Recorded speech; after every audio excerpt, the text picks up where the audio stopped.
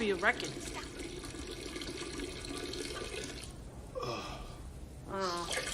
Oh. That counts. How long?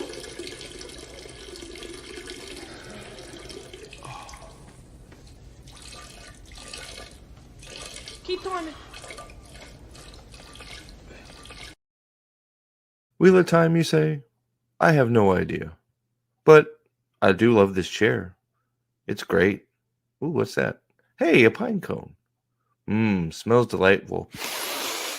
Let's get that out of here. Let's go. Man, my own bones are aching. I like going for a walk. Hey, that's a birdie. Look at that up there. I like birdies.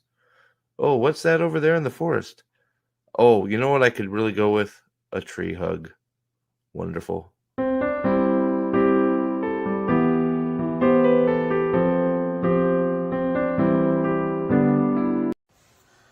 Hello, hello, hello. This is Big Game James Worthy of the Los Angeles Lakers, and I've seen a lot of great teams, but I've never seen fans like this. Will of Time fans. Don't stop believing.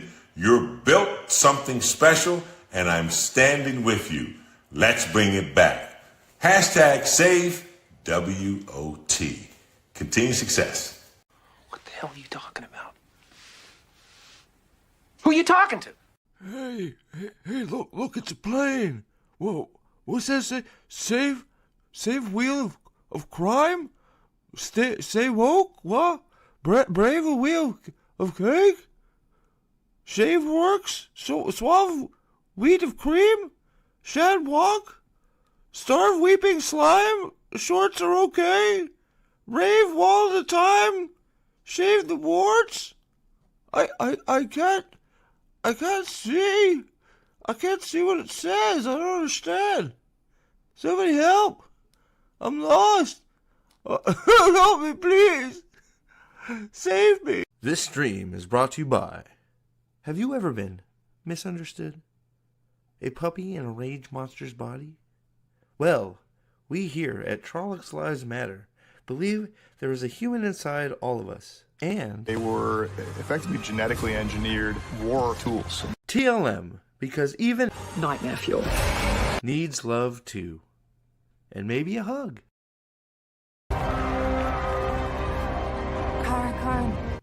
Karn! I didn't even mean to hit the button. I don't know, like, my stuff isn't even set up right. Is this right? I don't know if that's even the right microphone. Is my microphone plugged in?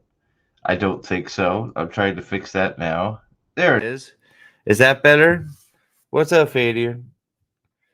DEI killed fantasy shit. I think you're probably right, but I mean, like, is there any, like, I don't know, because, like, I sort of watched, like, the part of the trailer for the Pendragon Cycle, and I don't know, maybe I'm just being a doomer. I don't know. It just doesn't look like it's gonna be very good. I don't know if you've seen it or not, but you know, it could just be me. Sorry, I'm all messed up here because I didn't mean to hit the button yet. So I'm playing catch up on with some of my settings here. It just sort of went live on me. StreamYards has this thing where it likes to reset everything on you every time you go live now for some fucking reason. So yeah, so there we are. So I'm having to, of course, set up everything again, and then it went live after I hit the button by mistake. Apparently, I don't know. I'm trying to figure this out. But how you doing, Fadian? I don't know if you're still here or not. What's up, buddy?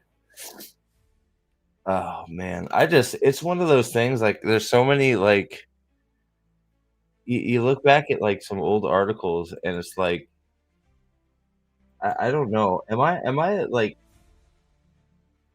the thing I keep seeing like over and over again is um like the thing I keep seeing over and over again is like, we for just, Wheel of Time, for fuck's sake, why not? Uh, season 3 had got its footing, and it's like, Did it? Like I don't think it did. I thought season 3 was just as bad as the other 2. Like, I don't like and, we all know how I feel about that. Like, trying to be, like, fair, I like, we had that 15 minutes in episode 4 that was okay, but, like, where else did it get its footing? I don't understand, and then, like, of course, side by side with that, you got Rings of Power, which is a disaster, um, and it's like, you know, it's like I just looked like, I haven't heard anything about the Pendragon Cycle, right? The only thing I know about the Pendragon Cycle for sure is that the book was a complete failure.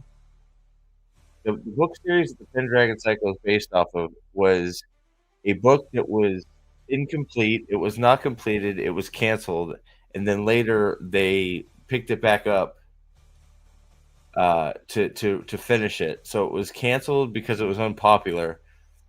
This is the book, and then he managed to get a publisher to uh, get him paid to finish the series, and it's like, uh, what's up, Salty? Remember 2023? That was the year of fantasy, and it just that's you know what? That's absolutely fucking true. You're right. That yeah, dude. If you're around and you want to fuck around, let me know. You can hop on if you want. I'm just chilling. You know, I got a few shit things to look at. As normal, but whatever. Yeah, no, you're right. Was it 2023 or 2022 that was the year of fantasy? Fantasy is its best ever, right? Like fantasy is huge because Game of Thrones. Everybody wants their next Game of Thrones, right? That's what it was, right? Oh, dude, why is my camera is fucked up too? My camera's I don't want it mirrored, stupid StreamYard, you piece of shit. But you're right, yeah, because like I don't. It was 2023, not 22. Well, it doesn't really matter, right? It's a year, but it's like you had Game of Thrones, and then it's like, oh, everybody wants their Game of Thrones, right? And it's like, was it it doesn't even matter, right? I mean, like 22, 23, they're all the fucking same at this point. No, I just started. What are you talking about, Alex? I just started and there's nobody here, so I'm just sort of vomiting words. I'm not sure if like nobody saw it or just nobody's interested. It could be either. Or both. Who knows, right? What's up, Alex? No, I just started, bro.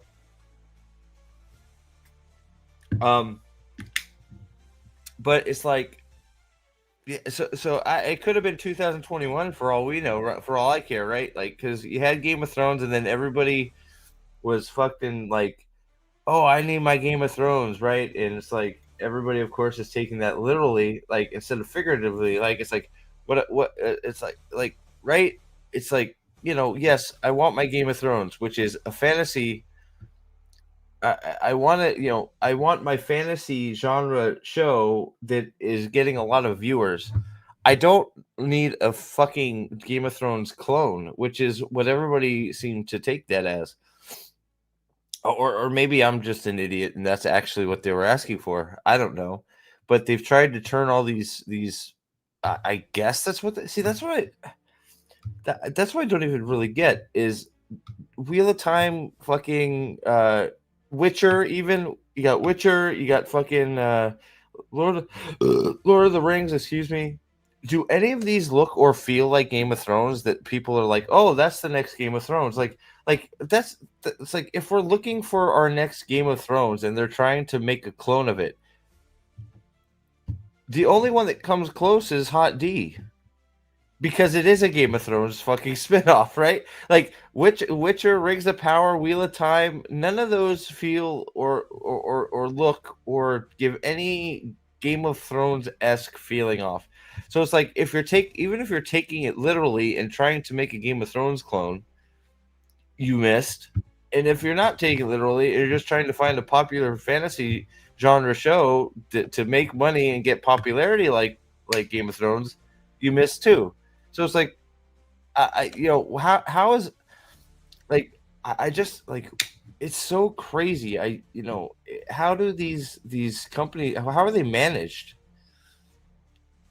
Yeah, well, and that too, right? Like Game of Thrones just shit the bed too, right? So it's like it completely shit the bed, and it's like, okay, so let's make our popular like, yeah, Game of Thrones is not even a good model to be modeling your shit off of because you got 4 solid seasons, maybe 5.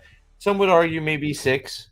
7 was a disappointment, and 8 was just a tragedy. Like eight was just this fucking shit show, like incarnate. Like we all remember watching Game of Thrones season 8. What's up, buddy? What's going on now, Dan? I mean, I would assume most of us here all remember. What's up, Zax? What's going on, brother? I know you're live in what, 2 hours, right? You got another movie battle going on. Is it 10? Is it 10 o'clock? An hour? 2 hours? 3 hours? 8 hours? 22 hours? I don't know. I've sort of decided, Eldan, that I'm gonna go after. I think I'm gonna go after some of Sanderson's stuff too. By the way. Not his book stuff, but some of his lousy takes on actual 90 minutes. All right, cool. Like, because I saw him release. I saw Sanderson release a video with his retarded co-host, which I won't apologize for. His co-host is retarded. Talking about why the Thunderbolts is a good movie. And it's like, dude, man, just you like Sanderson has some of the worst takes when it comes to movies and shows, and it's like, it just makes me realize that even if he gets some of his good stuff, like not Wind and True stuff made, it most likely is going to be shit. If you think. That it was that Superman. I didn't agree with his take at all, but Superman seems to be getting a lot of mixed reviews and mixed, feelings, even though I think it was retarded. And then the Thunderbolts one, and there's been a few other ones where talking about movies that are just like, dude, what the fuck? If that's what you think, then wow, you make anything into a show, it's going to be fucking ass because. If you want Stormlight Archive to look like the Thunderbolts, that's going to be a shit show. He's infected with brain rot. It's known. Yeah. Well, I was gonna message you, but me and Alan are still talking about doing a Ember Dark stream, and I know you sort of have a different take than both of us, so it could be cool just because I think all three of us sort of have different feelings about it. It seems like you're more closer to my feelings than I realized. You just are you can ignore the you can ignore the Starling retarded crap, and I couldn't, but it is what it is, right? So I'll message you later about that. But so yeah, so I'm sort of like thinking about just sort of watching that and digging into him a little bit because like Sanderson is like, and I'm, I'm fully prepared to get probably shit on completely because Sanderson's still in this honeymoon phase with most people. Everybody's like, with fucking George R. Martin coming out and basically saying he's never finishing Wins the Winner. You got all these people going, hey, you should have Sanderson finish it. And it's like, do you realize that's the worst thing you could possibly do? It's probably worse than having George not finish it at all, having Sanderson finish Game of Thrones. Sanderson's writing style does not lend to Game of Thrones at all. Like, not even close. Whether you love everything he's done or not, Game of Thrones and Sanderson are like, they might as well be different genres, right? You've been up for 34 hours straight. What the fuzuck, dude? What the fuzuck? Aldan on cold days thinking of a third reread of I haven't started Codex yet. I have the first book downloaded. I probably should start it at some point. I should start it at some point. I should. he has been drifting. Like, he's got the brain rot, as Aldan said. Screw Sanderson. I've been delving into fan fiction amongst the rubbish, of which there's a lot. There's are some truly talented young writers up and coming. Yeah, like that's look. I've said it before. I've said it before, and I'll say it again. Like, that's all Martin needs to do is he just needs to find a young up and comer guy that he finds that has a similar writing style to his own. Thanks, bud.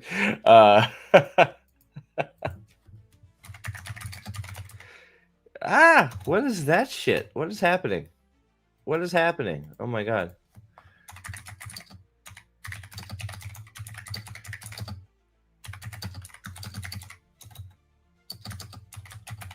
What was I fucking saying? Oh my god. There. He just needs to find. It's similar to what Harriet did with Sanderson for Wheel of Time to begin with. Just find an up and coming writer that that him or his editor finds, and just give him a shot, and then just take rake in the money from the books coming out, right? Posting new music for 34 hours, brah. That's a long. I'm kidding. Not in any way, shape, or form, especially not now. No, especially not now. Like, could you imagine Starling, like a Starling character in Game of Thrones? Oh my god. Oh my god. He was doing that if someone else is writing a new Cosmere book. What do you mean? Like, he's got one of his second. What's up, bud? Hey, man. He's got one of his like lackeys writing his Cosmere books for you now. What are you talking about, Faden? Yeah. No, I'm talking about. Yeah, sorry. Because there's a lot of people out there for some fucking reason. They're Sanderites, which look, I'll be quite honest. I probably was one of those up until when In Truth came out. But, I'm still a realist, and I would never suggest Sanderson for Game of Thrones. That's ridiculous. It's ridiculous. Like, I could... Steve, yo, it's fucking ludicrous. It's crazy. Like, you can like Sanderson, but Game of Thrones? Fuck. I mean, come on. Like we talk about it in that text group that we have, and hey to chat, and hey to Zach, hey to everybody. I see your comments, you talking with guys from the White Cloaks and other people talking about how Sanderson's books, and I'm not saying this in a pitying fashion. I'm saying this simply as an emotionally disconnected bystander. But this guy seems to have decided that he needs to change his legacy and to change it at a molecular level what people think of him as a writer, and it's really weird to watch without any emotional investment at all. Yeah, I think you're absolutely right. It's like all of a sudden, it's like he's almost apologetic for like, sorry, like I wrote these great books, but they're not sensitive enough, so I need to have, I need to put Kaladin in psychiatry school, and I got to get somebody in a wheelchair, and I need a, it's like what. And I need to have chol vaginas hanging out. It's like, what is going on here, right? Like, and I need to have super gay dragons that, like, look, we'll probably get into it when we're talking about when I finally talk about Emberdark with Alan and Aldan if he wants to join us. But like, only this version of Sanderson can make a dragon annoying and terrible. It's like it's a dragon. How do you fuck up a dragon?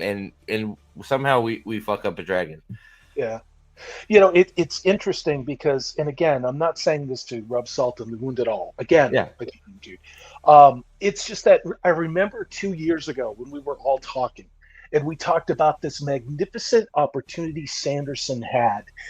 He could literally crowdfund a movie production studio at that point to make all of his shows without any forced agenda, without any editorial changes, without climate change and tranny and all this other shit. He could have done that. And if he would have done that, he would have transcended like an Elon Musk rocket ship. He would have been fucking gone.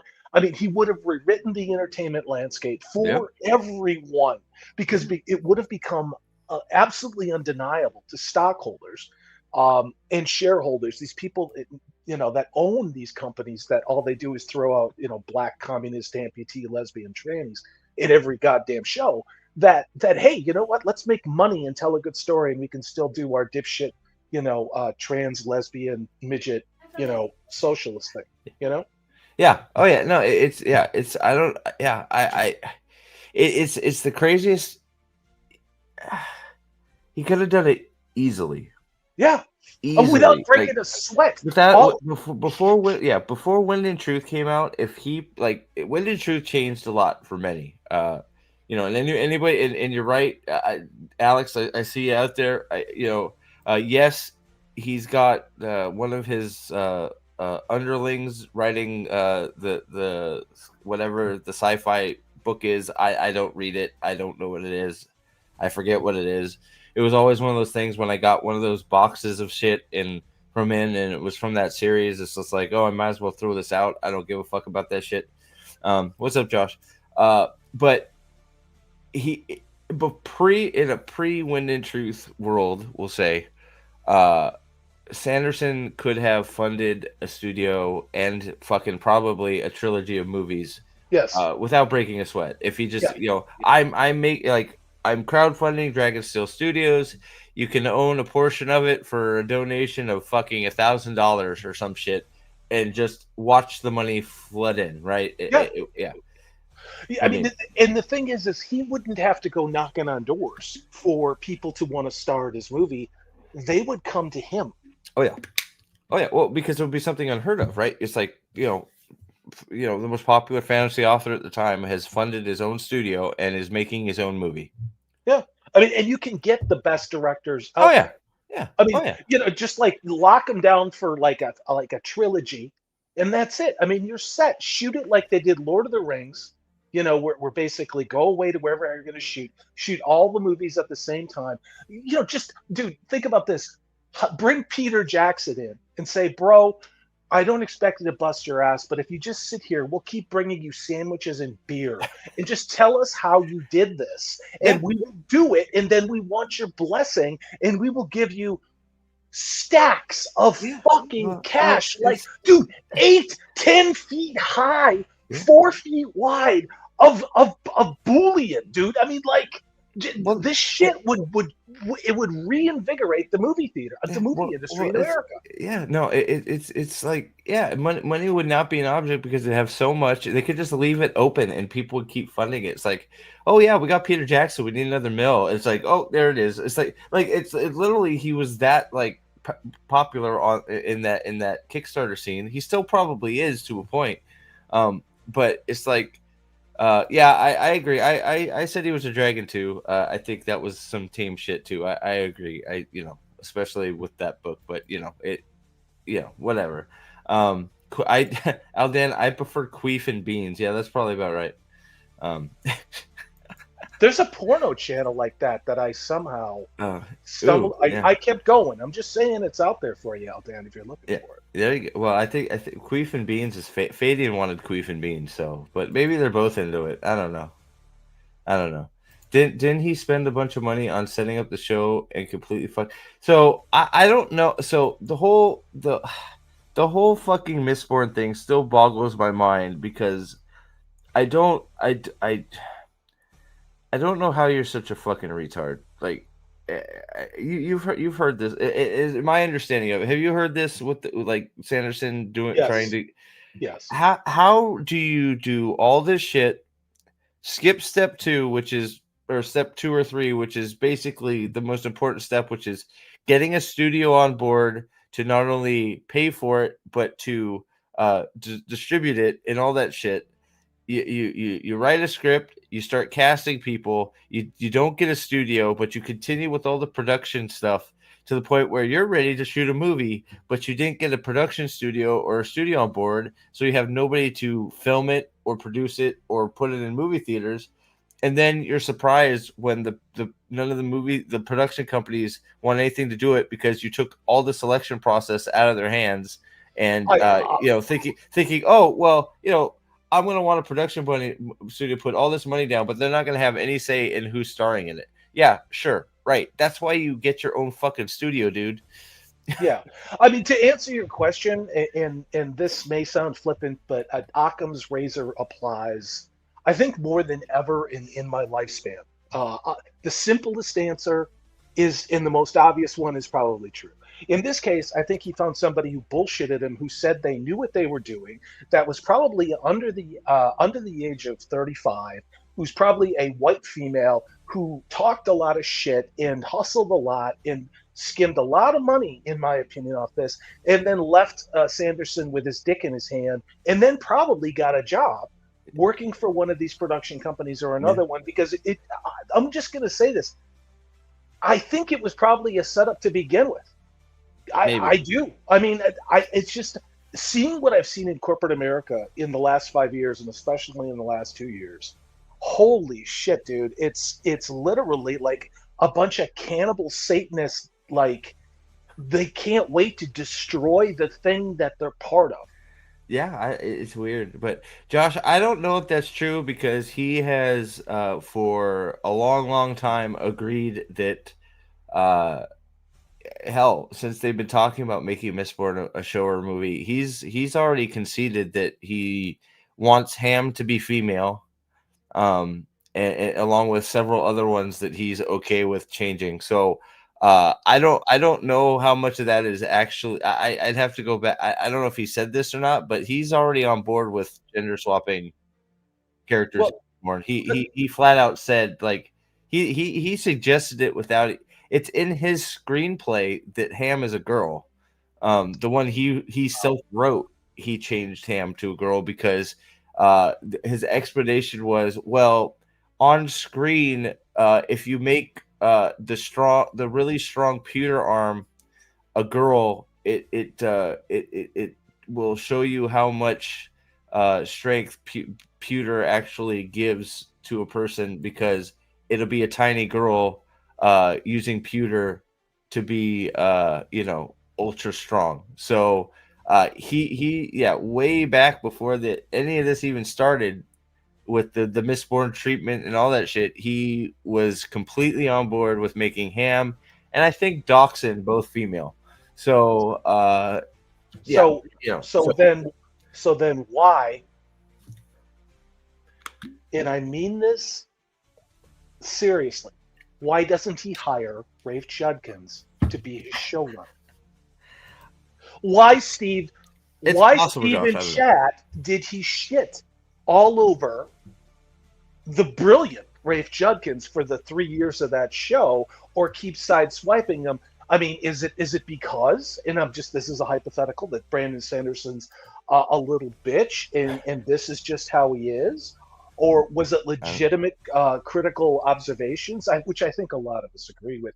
But if he's such a girl power DEI, let's replace the patriarchy, fuck capitalism, limousine liberal, why doesn't he bring in people like that? Why doesn't he bring in fucking Rafe Judkins so that he can fucking destroy this franchise? But I think that's part of the problem. I think he already has. I think that's so. And I don't. Did Mel start us? I wouldn't put it by Mel to do that. Good on him if he did. I think that's a big part of the issue. Where a lot of the shit started going weird with him was, he's the only, like, and maybe I just don't know publication. I don't know, but he has alpha, beta, gamma, central intelligence reader. I mean, he's got like eight fucking sets of people that read his stuff and give him feedback, and then he changes it. Dusty Wheel guy is the head of his YouTube channel, is running his YouTube stuff. It's right. So all that, so he started surrounding himself with all those types of people, and then all of a sudden, Wind and Truth is getting, sent out to people for treatments, and then he's taking feedback, and then he's writing 3 endings, and then he's going, oh, well, nobody liked all 3 endings. They all said they wanted pieces of all 3 endings. So he made an amalgamation of all three endings, and all three endings must have sucked because the actual ending was terrible. So, I think that's already began and taken hold, and I think that's probably what's affecting his writing right now. But honestly, I mean, what you just described was essentially an endless bureaucracy of communists who need to creatively police while also being unconscious of just how removed they are from what people want on screen. Yeah. Steven Spielberg didn't do this shit. George Lucas didn't do this shit. Francis Ford Coppola didn't do this shit. John Carpenter didn't do this stuff. We're sitting, you can't sit there and make this perfectly bland thing that offends no one because it appeals to no one. I mean, literally. I mean, you might like just buy beige, paint everything beige, buy beige sofas, Yeah. and then just make the movie about the beige paint drying with a beige cat sitting on a sofa. Now, is that a little hyperbolic? Sure, but here's the problem: we are hungry, and more importantly, people in their 20s. And I'm going to speak for this because I've been reading a lot about this. There's a whole generation of young men that has been utterly betrayed by our pop culture. That growing up as I did in the 80s and 90s, most of us in here, we had great fantasy. We had great everything. Yeah. Not perfect. There was a lot of dog shit. There's a lot of terrible movies from the 80s and 90s, right? But they had some pretty good stories, and they had masculine heroes, they had feminine heroes. Now, what Sanderson is doing is essentially doing all of this air quotes market research to produce something again, which is just beige on beige on beige. It's a university welcome DEI department PowerPoint presentation. That's not entertainment. Well, and you're right. We were spoiled with all kinds of what do you call it? It's not even good, but like some of it was good, some of it was okay, some of it was just bad and cheesy. But the difference was we were able to look at those cheesy ones or even the bad ones and be like, you know what? I can still find something that's entertaining out of this and be forgiving of shit because it's fun. It's not preaching to me about anything. It's just a bad movie, and I can look at it as a bad movie and have fun with it, right? And usually there were naked chicks in it. Well, that too, or Arnold, with his top off, and guys looking good too, right? I mean, there's nothing wrong with that, right? And it's just like so we were able, like, it's like, okay, well, it was not, it wasn't the greatest movie, but guess what? You know what? I could still find some enjoyment because it's not preaching to me about how bad I am and how this person is the greatest ever, right? It's just like we don't have that anymore. The bad movies are just like bad. The bad shows are bad and trying to tell you how bad a person you are for not liking it. And it's just re-educate, right. Subverting. Yeah, I was talking about this with Purple Valkyrie because I've been watching all of these horror movies with her, and just watching stuff from the 70s and obviously the early 80s. I've never been a big horror movie fan. I avoided it, but she likes it, so I'll watch it. And it's wild to see some of these movies and the mastery of storytelling. And I'm 55, but if you grew up with that era of the archetypes and the hero's journey and the 3-act play and good always wins and no one's preaching at you and it's show, don't tell, your brain automatically, it's like riding a bike, going back to that old entertainment. Then if you look at entertainment, it started really around 2010. You started to see what we're talking about. And the same thing that people like to call woke or SJW or DEI a cancer. It's not. It's radioactive. So the longer you surround yourself with these people they give off that DEI woke radioactivity. So the cumulative effect of being around people like that, you start to be affected unconsciously by that.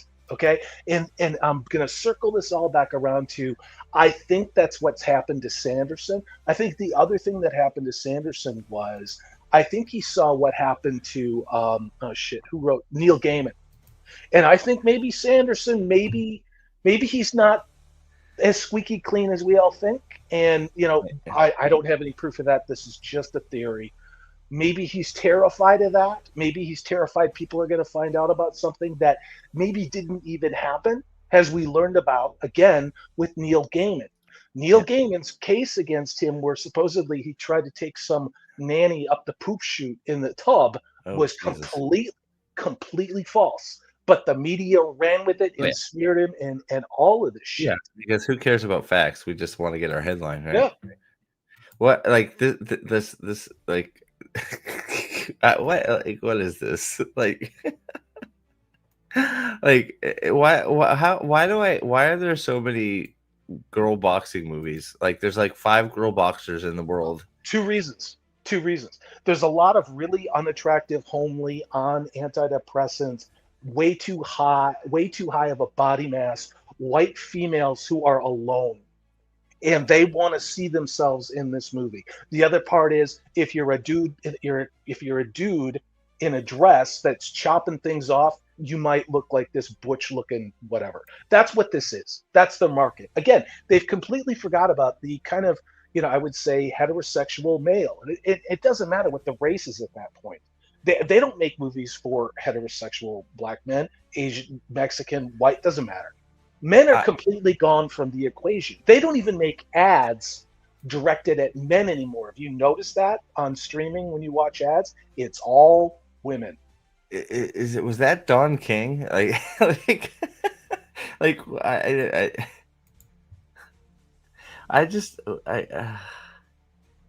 Is this Sydney Sweeney? Yeah. This is so terrible, Steve. You know that Hollywood is literally making fun of her, and I don't think she realizes that. Hollywood is literally setting her up to fail. They're destroying her leading lady, beautiful American archetype female, like screen presence, by turning her into this wet, damp mop bush lesbian thing. It's disgusting. I don't like. I guess I'm just not the target audience. I don't know. So, yeah, every female boxer is a lesbian, I guess. And I just like what it like. I guess somebody's gonna watch it. I don't know. Like no one. Here's the thing, and I'm gonna close this because, Cindy, darling, nobody's watching you because of your acting skills, because you have none. Like, sorry. Like, I'm sorry. I liked her. I saw a clip where she's totally naked in that terrible exploitive show on HBO. What is it, Euphoria? And the only reason that I even know the show exists is because I saw that she was naked in it, and it's really impressive. She can act really well, like she's getting pounded. I mean, that's great. That's like, yeah, like her acting chops are not why anybody's watching Sydney Sweeney. So, but I guess she can do the boxing movie. I don't know. Just again, not. I guess it's not like, I don't know. You hear about some of these projects, it's just like, I guess it's an indie film. That's why it got done. Nobody took any money. I don't know. It's the weirdest fucking thing. I've got a local movie theater for pretty much since Dune 2. Well, what did I see? I saw 28 Years Later. I fucking hated that movie. I heard it was dumb. So I turned it on and I couldn't. I fell asleep. So I saw Superman on the High Seas and was just disgusted, and so glad I didn't give the ticket admission price for that. And but every week I look, and it's an endless stream of shit like that movie that you just showed me here. There was just a movie about Nazis or Nazi something. It didn't even make it a week here at my theater. It's already fucking gone. Nobody saw it. And we're the only movie theater like in a 50-mile radius, like where I am. Shit. dude. And so people will turn out and they'll go to a horrible piece of shit like Tron because Oh, not gosh. everybody. I mean, Don't the get me part- started on I mean, Tron, bro. I know. Like I know. I'm waiting for Sanderson to be like, Tron was really good. It's just He probably misunderstood. will. It's like, But Jesus Christ, bro. Get out, like, come on. Like, most of the world doesn't, pay attention to pop culture the way that we do. They got Yeah. kids. They're like, hey, this looks cool. Let's take the kids, buy some popcorn. And they were probably bored and they walked out and go, yeah, that was fucking stupid. But, they don't get on YouTube and make a video about it. But true. yeah, I mean, it's just this whole summer. There's been nothing I wanted to see as far as a movie coming out.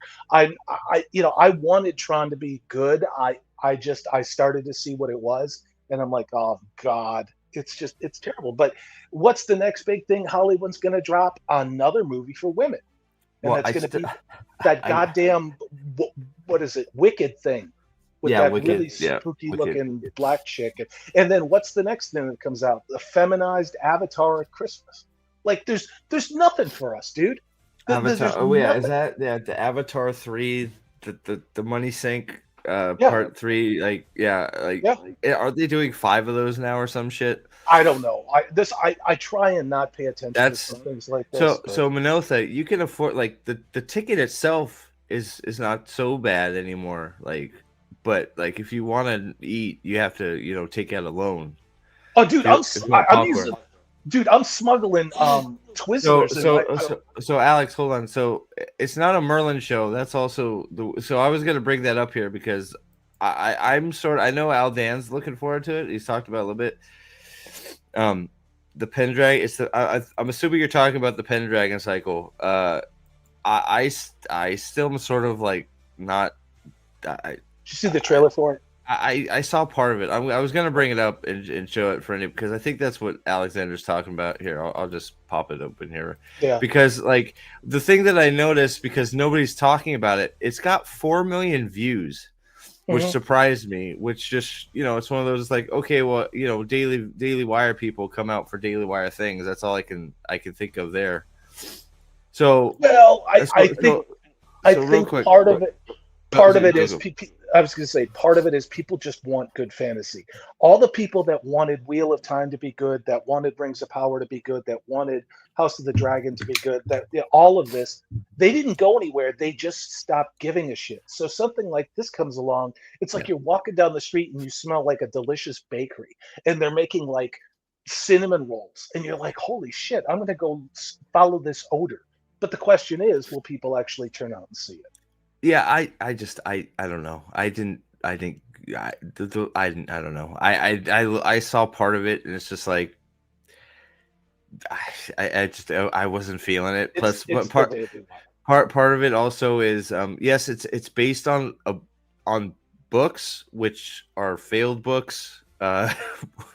So the story like it really like the Daily Wire to me went out and they found the cheapest fantasy book series they could find and bought the TV rights for it. The Pendragon Cycle is at its root a failed book series that was canceled, and then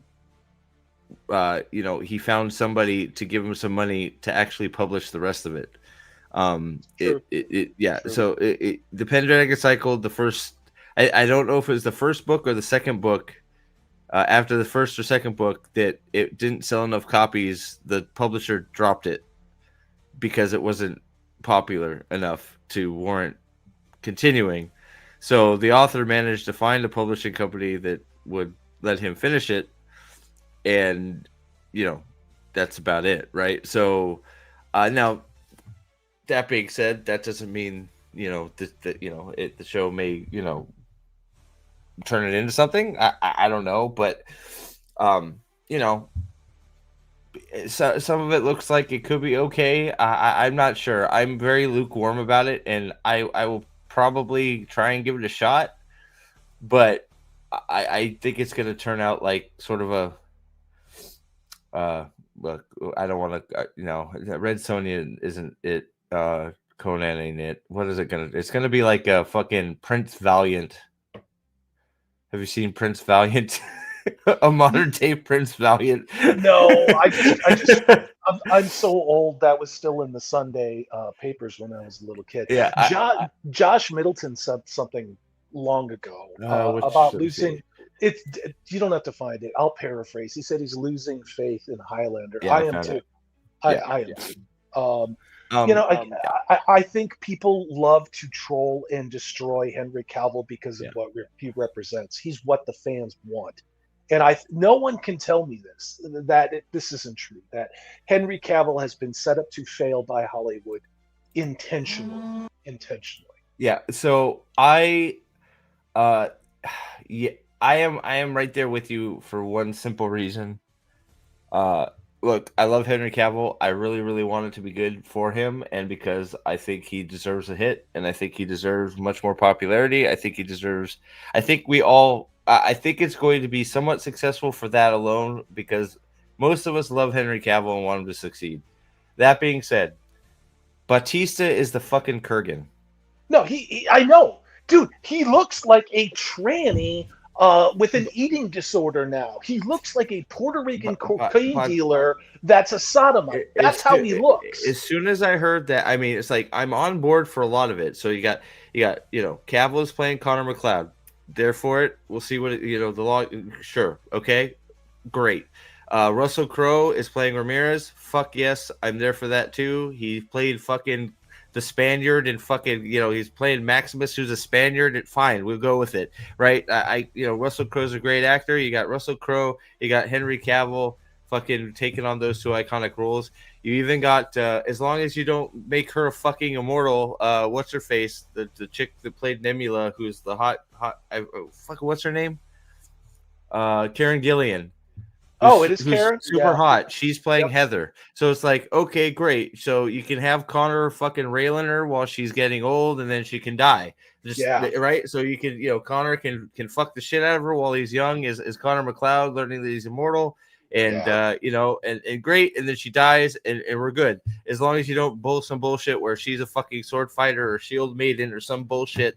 And I'm so. By the way, I am so fucking over shield maidens. Can we fucking move on? Shield maidens were a thing. Agreed. Like one of them, like there were a few shield maidens in the that went along with the men and used shields to help block the men from getting attacked. That's all shield maidens were. They weren't these fucking badass warriors, and they weren't everywhere. There was a few of them. They existed. Can we get over fucking shield maidens? I am so fucking over shield maidens. You have taken a good thing and a good concept, and you fucking destroyed it. Because shield maiden. So now every fucking Viking show can have 18 million girls with shields and swords, and they're better than all the men at fighting. And bullshit. Well, sure, I'll take your word for it. I don't know. I'm just saying, like, shield maidens is a cool concept when it was Lagatha and she was the only one there being a shield maiden, and then we just had to make an army of shield maidens and Vikings because DEI, right? Exactly what Fadian said. DEI fucking destroying stuff like fucking Vikings. Vikings was great until fucking Ragnar died, and then that's not true. The season where Ragnar was high on fucking the plant from the Asian chick that fucking gave him fucking the Asian herb to get high and be a dumb fuck. That's when the Vikings turned. But and then Ragnar died. Spoilers. And then it went even worse. So. So can we get over fucking shield maidens to the point where fucking we have, the bane of my existence? It will continue to be. I may turn this fucking channel into I hate Predator channel, because to the point where we have fucking Killer of Killers, that bitch in that stupid fucking cartoon. Not only is she a shield maiden, she's a shield maiden that carries 2 shields, no weapon, 2 broken shields, and she kills shit with 2 broken fucking shields. It's like, stop fucking stop it. It's just like, it's beyond stupid. It's like thinking a little fucking Indian chick could take on a predator and kill it. Oh wait, we did that fucking too. True. What the fuck? Like, what the fuck is like Predator? How have these people got a hold of these franchises? It's like I had somebody pointed out like in the last Predator trailer that these guys pretend that they know all this shit about the series and shit, right? And the guy's like, Dude, does the guy not realize that the dreadlocks on the Predator aren't dreadlocks? They're sensory perception things. They use those like they're sensory organisms. They're not hair. They're not dreadlocks. They're not just there to look cool. They're actually of use to the Predator. No, we're just flinging that shit around because dreadlocks and Predators, right? It's just like, what the fuck? So sorry, I don't know how I got off on that, but No, but Steve, I just want to say that was some good cooking you just did there. I just fucking Dude, it's been a while. It's been a while since I've been live with you, and you were God, dude, you were rolling. Fucking Predator, man. It was cogent. Like, you made a lot of sense. I am gonna go so hard on this fucking Predator movie. It's fucking trash. I am so done. But here's the thing: you said, Steve, these people will get a hold of this, and then I'll shut the fuck up so you can watch. No, you're good. Go. What you're talking about and the type of people that have gotten into these positions, it is not just Hollywood. Okay, I work in an industry where the same type of people, with the same lack of critical thinking, and they don't have three-dimensional thinking. They only have two-dimensional thinking. That's why we're getting two-dimensional entertainment. It's occurring in other industries too, with people that I've talked about that are in other industries. There's a generation that seems to have lost the ability to think in three dimensions. And if I need to explain that to you, you probably wouldn't get it. You have to think about not just the past, not just the present, but the future as well. But then think about the through line and how all those things can create different outcomes. We're dealing with people who only see the past that they need to fix in the present. And they don't give a shit about anything else other than that. All this destruction they're doing and turning the Predator's sensory apparatus, which are like all over their head, into Bob Marley like Rasta, big dope smoking, every little thing is gonna be all right. It's like, they're so fucking illiterate, culturally illiterate. I'm surprised they don't got fucking nose ring piercings through each fucking dreadlock. I want the Predator to be trans. Isn't it already? I can't tell. Fadian still calls the Predator a girl because I thought it was a girl, and people corrected me. I still think it's an anorexic girl Predator. Until somebody convinces me otherwise, I'm with Fadian. I'm just gonna keep calling the Predator in Badlands a girl because it looks like a girl to me. It looks like a chick to me. It looks like a chick, thin ass, retarded Predator that or is stupid. Really femmy drag queen that's into some weird latex play that they got to put in this role. You know? Yeah. Real quick, because I actually watched the series because I haven't looked into. I probably should. I haven't looked too much into the Highlander stuff because I want it to be good. I like Highlander. Highlander 2 is like one of the funniest movies. It's such a good comedy. Have you ever watched Highlander 2? It's such a good comedy. Like there's people flying around on surfboards. It makes no sense. I saw that in the movie theater. I was in college when that came out, and dude, it was the middle of winter. So bad. Dude, it was the middle of winter. My buddy had a pickup truck, and it was only like a 2-seater, and he didn't have a cab. So all of us guys had to lay down in the back of this open bed pickup truck in January. It's freezing cold, and drive to the movie theater. And we froze our nuts off, and we're so excited, and we're half drunk to watch this movie. And within like 10 minutes, it's so bad.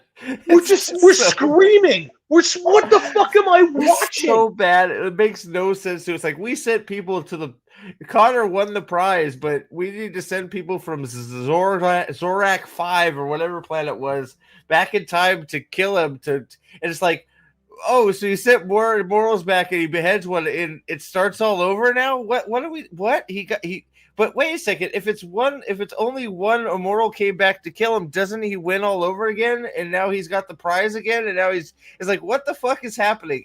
It's a comedy. It's a funny Ed Wood would have shit on that movie. It's so fucking funny. It's so bad it's funny. Like it's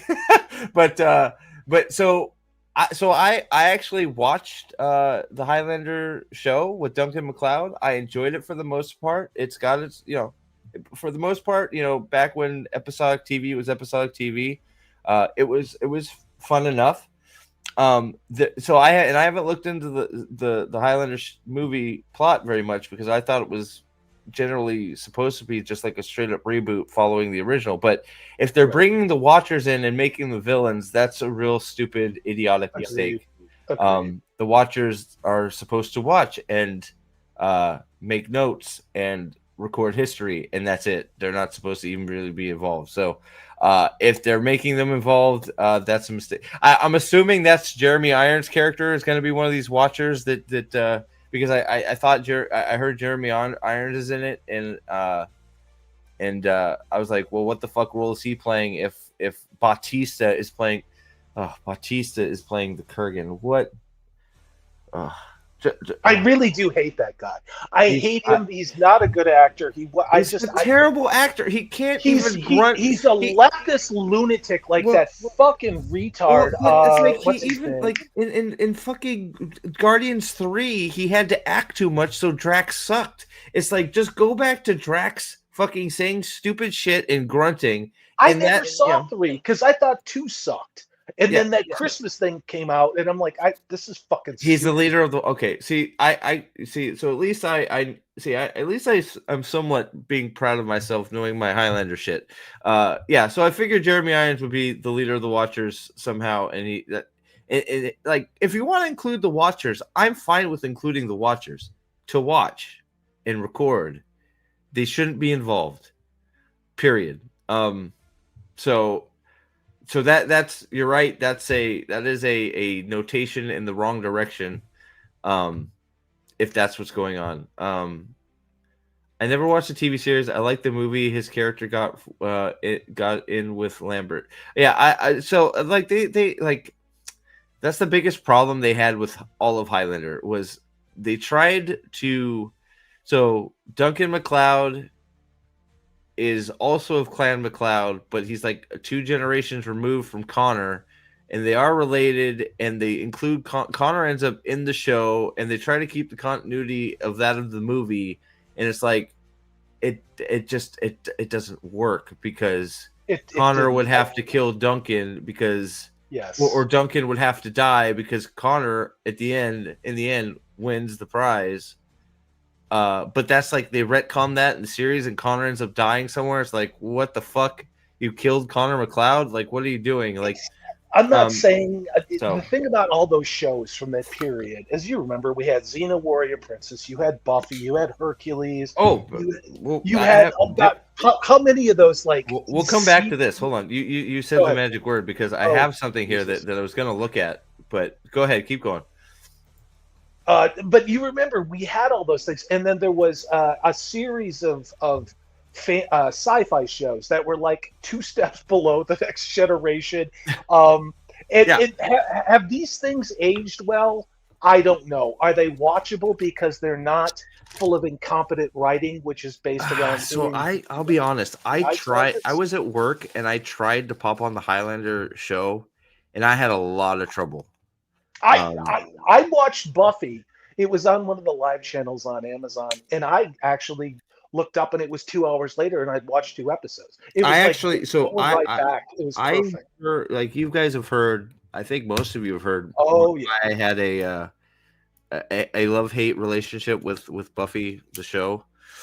Most of you know why that is, I think, right, chat? Yep. Most of you know why. I know Salty does. I know some of you do, but I never really, got, like, it was okay, but I never really got the infatuation with Buffy, especially because of my experience with a certain bitch, Sarah Michelle Gellar.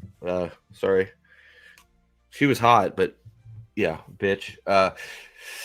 But my mom and my father love Xena, so and my fucking my mother like had the biggest thing for Kevin Sorbo, Hercules himself, even though it's like, man, he hit like a fairy, like when he did that jump backhand, you've seen Hercules just I saw just enough to turn the channel, Steve. Like so many of these shows, you talked about Buffy. I avoided Buffy because I was like, this looks like shit. Yeah. And it wasn't. That's another one of those shows, though, that I went back to probably when it was in his 5th season, I was dating a girl who was Mhm. some nerd chick who's like, "You gotta watch this with me," and I'm like, "Oh Christ, anything to Yeah. get anything exactly, to get laid, right. Yeah, yeah. anything to get laid." So you sit there watching it, and it's like, and then it starts to get all right. Well, this is getting better. And then I had the biggest crush on the chick who played Willow. I was just like, "Oh God, I would totally." There's I Willow. would Well, like, totally. dude, the hot chick. You I had would. what?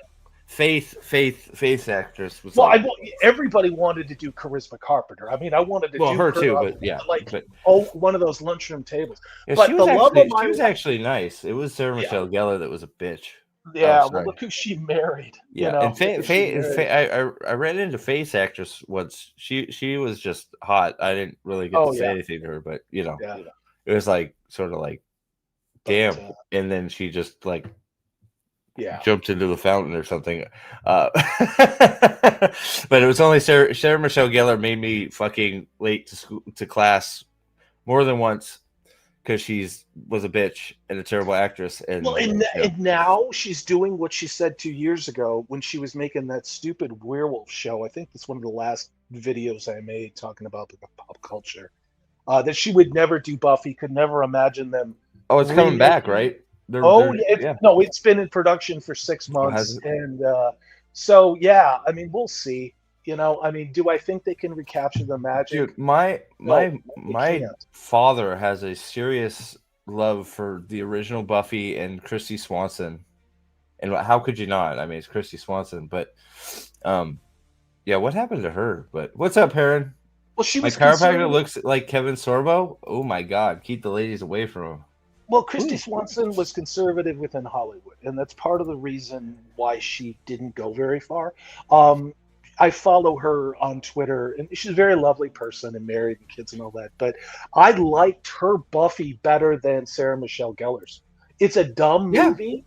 It's a dumb movie, but it's a good. No, it's a dumb movie, but it's actually a good movie. Yeah, she did a great job of being the initial bimbo cheerleader, and then she was thrust into this fucking thing where she became this vampire slayer. But she never really lost. She smartened up, but she never really lost the bimbo cheerleader part. She did I think she actually did a really good job of sort of becoming the serious vampire slayer, but still having a little bit of that. I'm sort of like the Valley Girl thing in there. So it was perfect. Yeah. So, but yeah, I never, my sister and my dad, like, they watched Buffy religiously. I know there's serious love on the internet for Buffy, the TV show. I just know that they infested my school, and they most of them were fucking arrogant bitches, except for a few of them. And yeah, so I didn't like them because of that. But did she? I hope so. I may or may not look that up after fucking. I'm gonna read it a second. I may or may not look that up after the stream is over. So we'll see. But yeah, I don't know what happened to her. She sort of disappeared, didn't she? But well, Joshua, go ahead. I was gonna say Josh Templeton is in chat dropping the lore like a motherfucking boss. Says that she's a regular actress on the Hallmark channel. Sweet. That means she's in a lot of romances. Maybe no, I'm kidding. Sam 8,000 for $2. Just rewatched Alien and Aliens. It was so fucking good. Doesn't that make Alien Earth even worse though? Try watching Alien Earth or Alien Romulus and tell me what you think. Can't do it. I never watched Buffy. Charmed was a show that came on my television. Did you like Charmed? They're redoing that too, aren't they? I loved the first Charmed. That was a guilty pleasure, but just because I wanted to own all of those chicks, like in the 90s, they wore so many belly shirts. I get home from I was in my 20s all the way through the 90s. They were perfect. They were top shelf trim. So I have a question for you though. What's her face? Oh God, the fucking chick from 90210. Do you prefer her or the chick or Rose McGowan? Oh, see, that's tough. I was in love with Shannon Doherty. Doherty, there you go. Shannon Doherty. Yep. Yeah. And I saw her spread in Playboy, and just I got a thing for Irish chicks. But yeah, I like the changes they made. It was jarring at first, but I think in the end, the direction they took the show.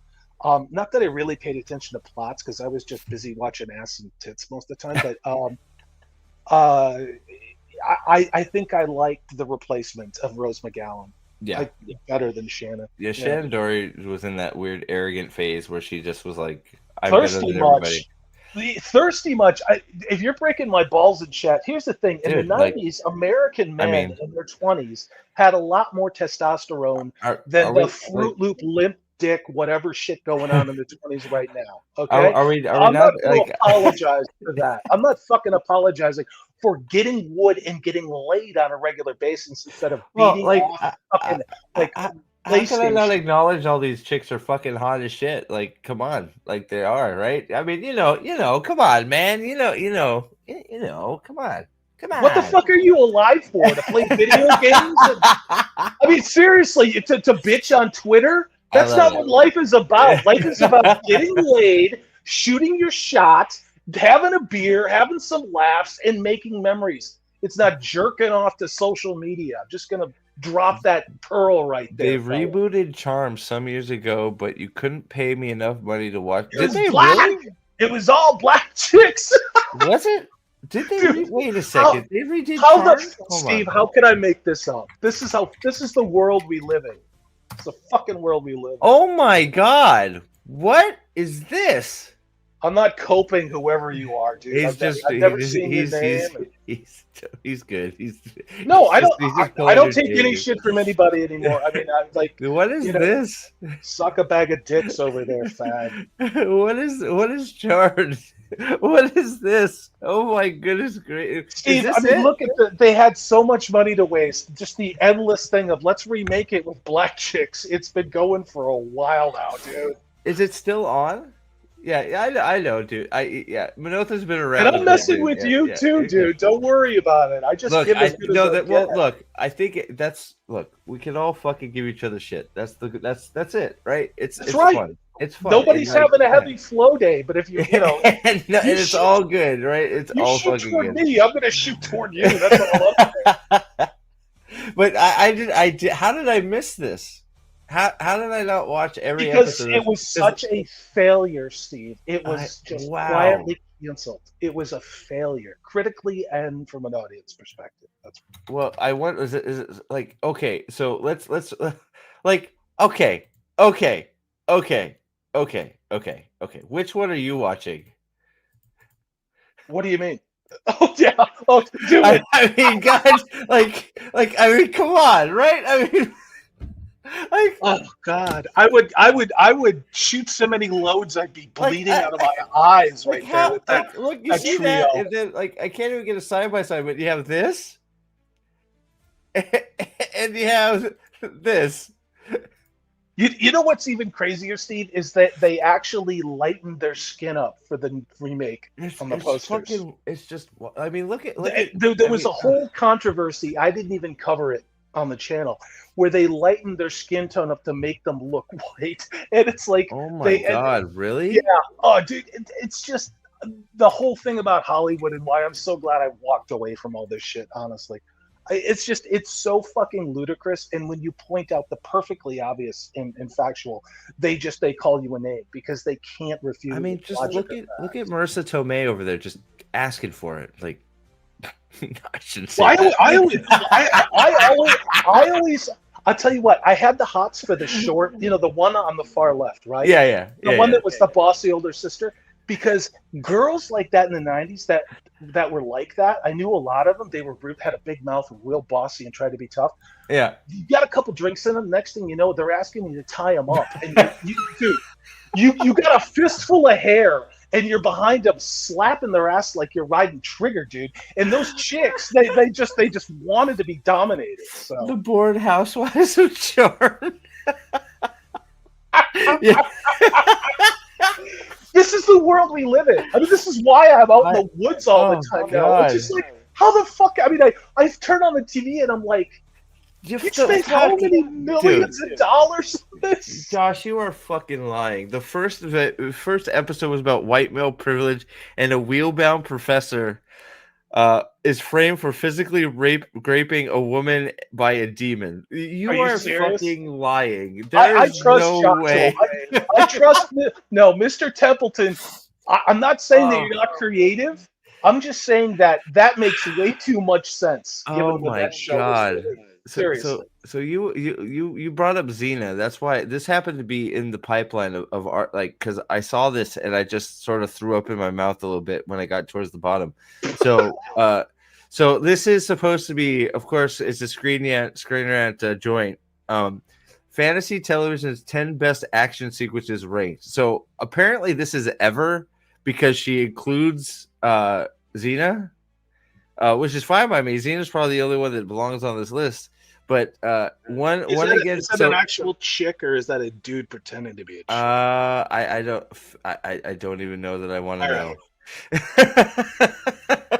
So like Xena is the first one, which oh god, fuck off.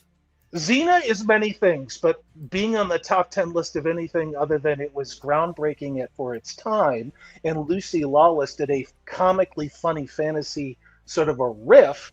That's about it. Now that's her not to take away from her co whatever a blondie co princess. She was a cute little number too, right? Yeah.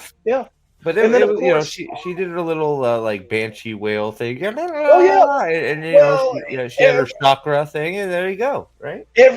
all the gay kids were saying that, oh, look, it's a gay relationship, and it's like, no, not really.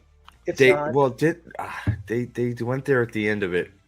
Yeah, I They didn't did. really watch it. By the end, they did. Unfortunately, they did go there. Like they started like Did they slam clam? they started scissoring by the end. But Did they you know, show that, or is it implied?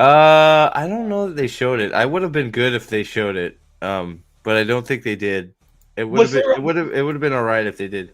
Because it was a lesbian relationship, how long did it take for Lucy Lawless's character to beat the shit out of the blonde one? I'm pretty sure they both died shortly after the series Okay, ended. they killed each other then. Like, That's it was like perfect, perfect lesbian relationship. Yeah, exactly. They clapped cheeks so hard together. They they made a sonic boom and they killed each other. But you know. Yeah, Minotha's got it. I thought they straight up said they were gay. I don't know. I would have to look, but I'm pretty sure you're right. The male fantasy ended because they were lovers, and everybody's like, "Oh, well, hey, my fantasy's just starting. If these chicks are into chicks, well, hey, don't mind me. Dude, I'm just gonna sit over here and watch." Lawless disappeared for a while. Then she showed up in BSG. Did she? Yeah, Battlestar Galactica. She played a role in most of the seasons, and then I think it was season 2. She played and 3. She was in it quite regularly. I was thinking about Spartacus, Blood and Sand. She played the guy's husband, and she was like naked half the time. I think Sam 8000 is having a stroke. Check. Or is that your? It's probably his cat again. I think it's his cat, but just wellness check. Sam, you all right? Good. You get over there, buddy? What's up, Andrew? You okay? I'm gonna use that to mine bitcoins now. Thanks a lot, Sam. Yeah. I remember that show. They were on a lesbian. I think so I would have to look it up, but I think like the whole of the series they were not, because Lawless was flirting with Sorbo when he'd show up. Her and Hercules. Her and Hercules would have their closet relationship because he's the strongest man alive and she's the only one that could take him. Right. Yeah. Literally. And they were doing their feminine wilds to get ahead and beat bad guys.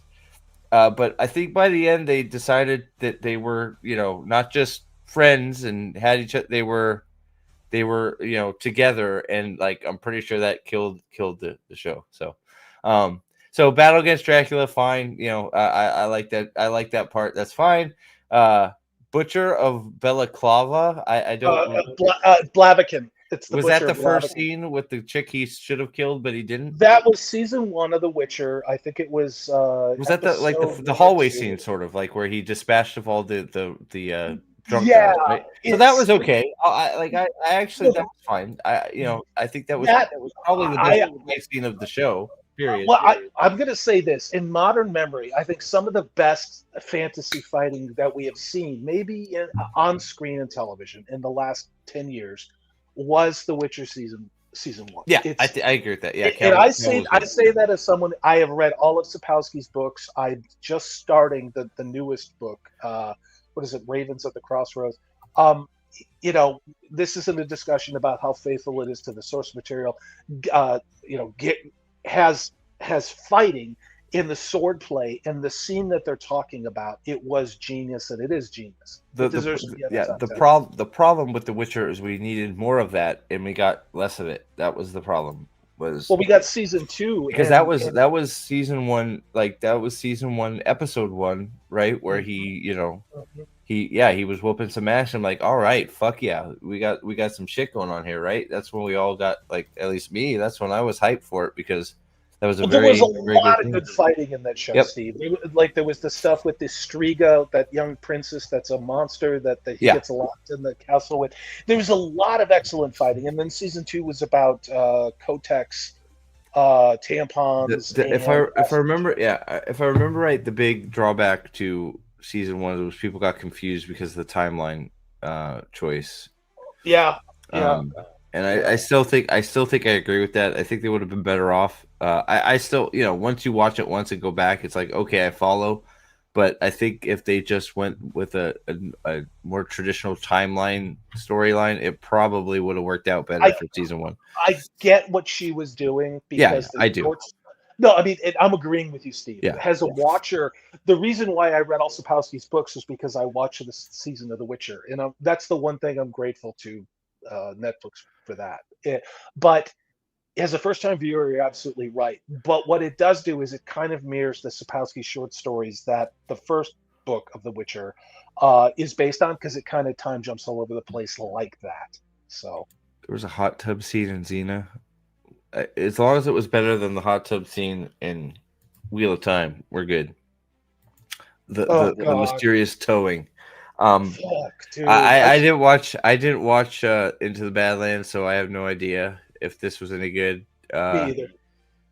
The Sirens Dance, sure, I guess. I don't remember what is this this? in Love, Death, and Robots, but I didn't watch that. I like part of Love, Death, Love, Death, and Robots is like very, you know, some of them are good, some of them are hit or miss. So I don't know. This could be. I'll take Josh. Was this fight good? I don't know. It looks like this guy knows how to sword fight, so maybe. Into the Badlands seems to be one of those things where, depending on who I talk about, and I don't know what you experience, Steve, is people either love it or they hate it. I just haven't heard really anything about it. Like, it's one of those, I'm aware of it, but I never watched it. And average, okay, yeah, I don't know. It was one of those, I'm aware of it, but I never really talked to anybody that watched it, right? So it was like, I just don't know. And then this one, it's like, I vaguely remember this, and it's okay. My brother liked that show. I just never got into it.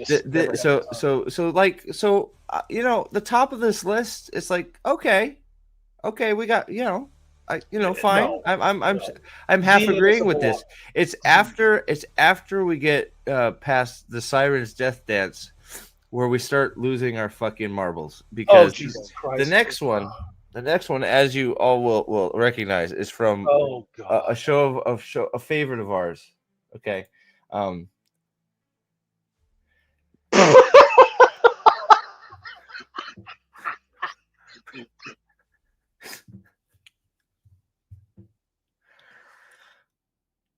What? What? It's like that scene from fucking That's My What? You have sex with your sister? What? It's like, what are you talking about? Like, this is the goldfish memory, and this is the great tragedy of our time. I think this killed all our viewers because we went from 22 to 10. I think everybody died. Sorry, go ahead. Maybe I think maybe Zach started. I don't know, but I honestly, I think the great tragedy in all this, Steve, and I hope it's not my audio is bad, and I apologize. No, you're good. But I think the great tragedy is the lowering of expectations, because there is nothing like we talked about earlier to have as a comparison. When you have lowered the standards and the quality and I would say 99% of entertainment, whether streaming, broadcast TV, or regrettably films, if it's all shit, then the turd with the most peanuts in it is the best. It You know? is, yeah. Well, this is like we like how because and the reason I say is this is all time because we have Xena in here, right? Xena is a really old show, so you're talking so when you include Xena in a fantasy television's best sequences ranked, you got Xena in here, so you're going way back, right? I will give you a pass on like half of the those are okay. Like I'm good until we get here. How the fuck when you have an all-time fantasy action sequence list, how does this shit show of a fight make any list? This is one of the shittiest sequences I've ever seen.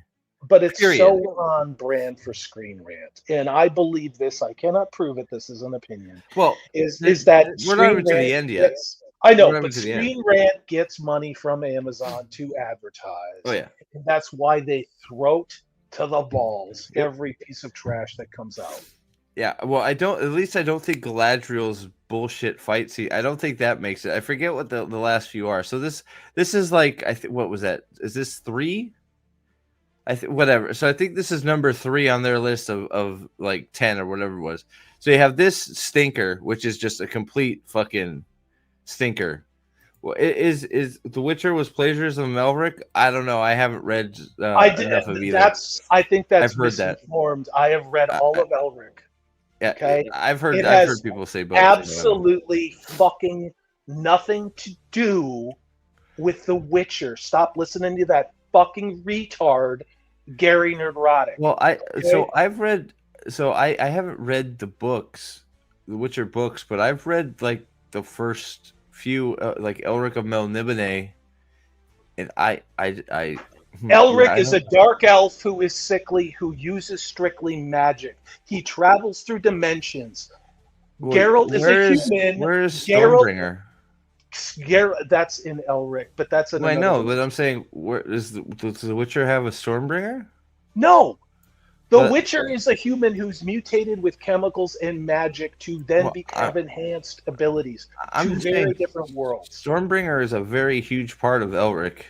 Yeah, it has. There's nothing like that within the Witcher universe at all. I'm not sure how you can make a like, because if you don't have a Stormbringer like counterpart, I don't know how you. But the whole thing about I don't know. I don't know enough to say over the other. I've gotten into these discussions before with people, and if I come off really harsh about it, I don't take it personally. It's just that go read Elric, go read one fucking book, one collection of short stories, and then go read Sapkowski, and then come back and tell me you feel the same way, because they're very, very different works of fiction with very, very different protagonists and enemies. It's just completely different stuff. Yeah, I don't know. It's one of those, right? And it's like, I don't know.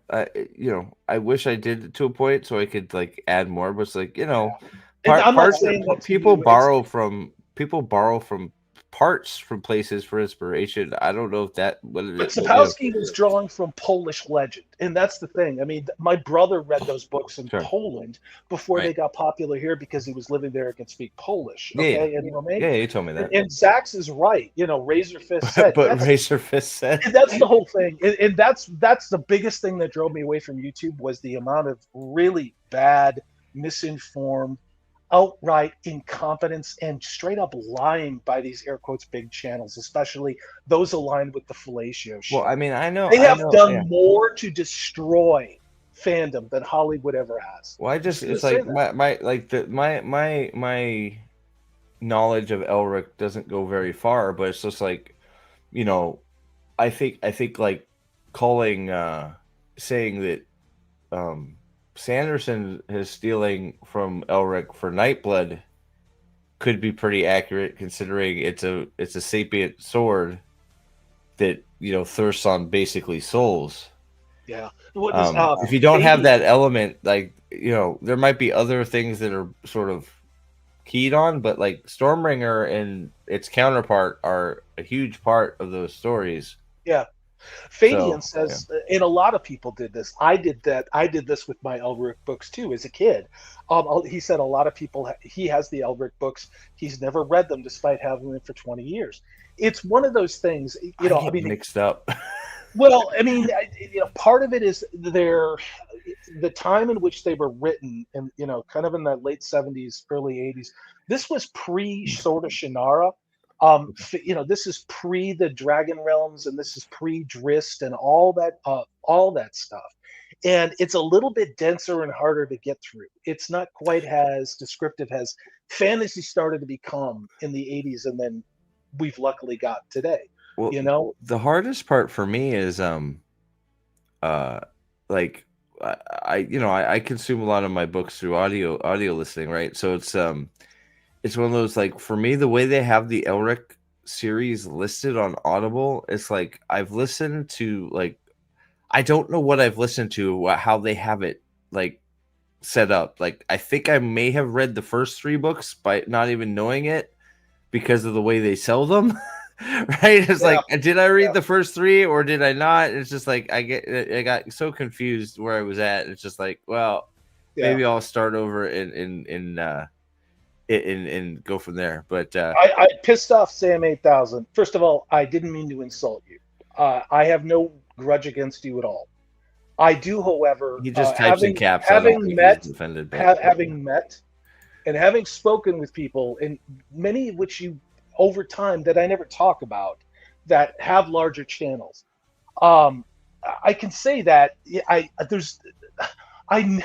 could never imagine licking their taint to get clout from them because of how disingenuous and truly illiterate they are. Is Razor Fist a smart guy? Sure. Can Razor Fist have his own opinions? Absolutely. That's fine. I just don't think that anybody should listen to anyone about anything at all in that group, because they're there for one reason and one reason only, and that's to extract as much fucking money from you as possible. Okay? Just going to park that right there. So, we're good. Yeah, Sam is a caps locker. So I want to be respectful. No, he's good. He's good. You know me. I'm salty traveling sea, and I'm gonna come out and I'm gonna hit you with a fucking bat. Let's go back to something we all agree with. So we have Matt and so this is a top fight on a fantasy fight. This piece of trash. But then we go right into the Battle of Udun. In Rings of Power. So are we doing better?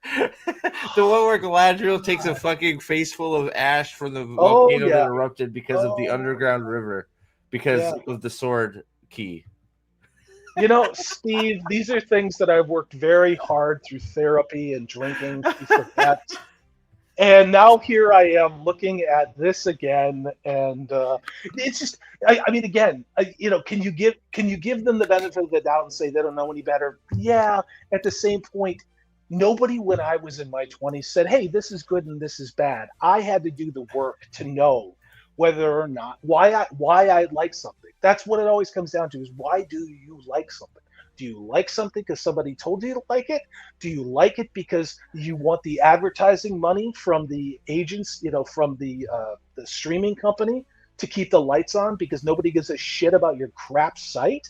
I mean, that's the whole thing in all this. Do I believe this writer thinks this for 1 minute? Absolutely fucking not. I don't even think this person probably watched a show. This is all Chat GPT at this point. Did you hear what the college did about Lord of the Rings? Which college? And I don't know. So, come on, man. The one in the UK. Is this the best fight in that show? I don't. So it's action sequences. That's how they get away with this, because I don't even know if you could really call this a fight. It's just like some retard of volcano blowing up. With a bunch of bullshit that happens before it, so it's no credibility. Fadian remembers it was the Cheeto dust explosion. She's covered. Somebody dumped a bag of flaming hot Cheetos over her head for that episode. I joined a sci-fi book club and got lots of books way back in the day, and that are still unread 2 decades plus. I had 3 hours. A Yeah, lot of people my did. God, See, I mean, that's the same way I was with my Elrics. I even she went out and knows. got them in hardcover. And you know what I did? I read them on my Kindle because I was lazy because they were $1. That's when I finally read those goddamn books. And once I got into it, I was like, these are great. And they were great because what I think is I'm a huge fan of Robert E. Howard, who wrote Conan and Solomon Kane, a lot of really cool stuff that he actually partnered with Lovecraft with. But I think that Elric more resembles the writing of Robert E. Howard's Conan, but from a wizard character, than in any way does it resemble anything else. And that if you apply that to The Witcher, Sapkowski again is writing as an Eastern European, so it's very different. Wait, you don't agree with this, Minotha? Come on. Like, now, nobody's watched The What is Warrior Nun, so I'm this? gonna have to take her word for it because I haven't watched it. Has Is that a anybody dude? watched The Warrior Nun to confirm whether the church battle is a great action sequence? I am leaning towards no, but if anybody's watched it, can you fill me in? Is this fight any good? Does she get Oh, I'm naked? sorry. Action sequence. Sorry, go. Does What she? did you say? No, does she get naked? I mean, hot Asian Probably it's chick. the Warrior Nun. Probably not. It's Charlize Theron Well, then doing why fucking? backflips or something. Oh, I think. Charlize Theron. I Yeah, think it's Charlize is Mother there of the Year, like fight. Steve. That's Mother of the Year with the 3 trans kids. Yeah, yeah. They're not fucking. I did. It's fucking.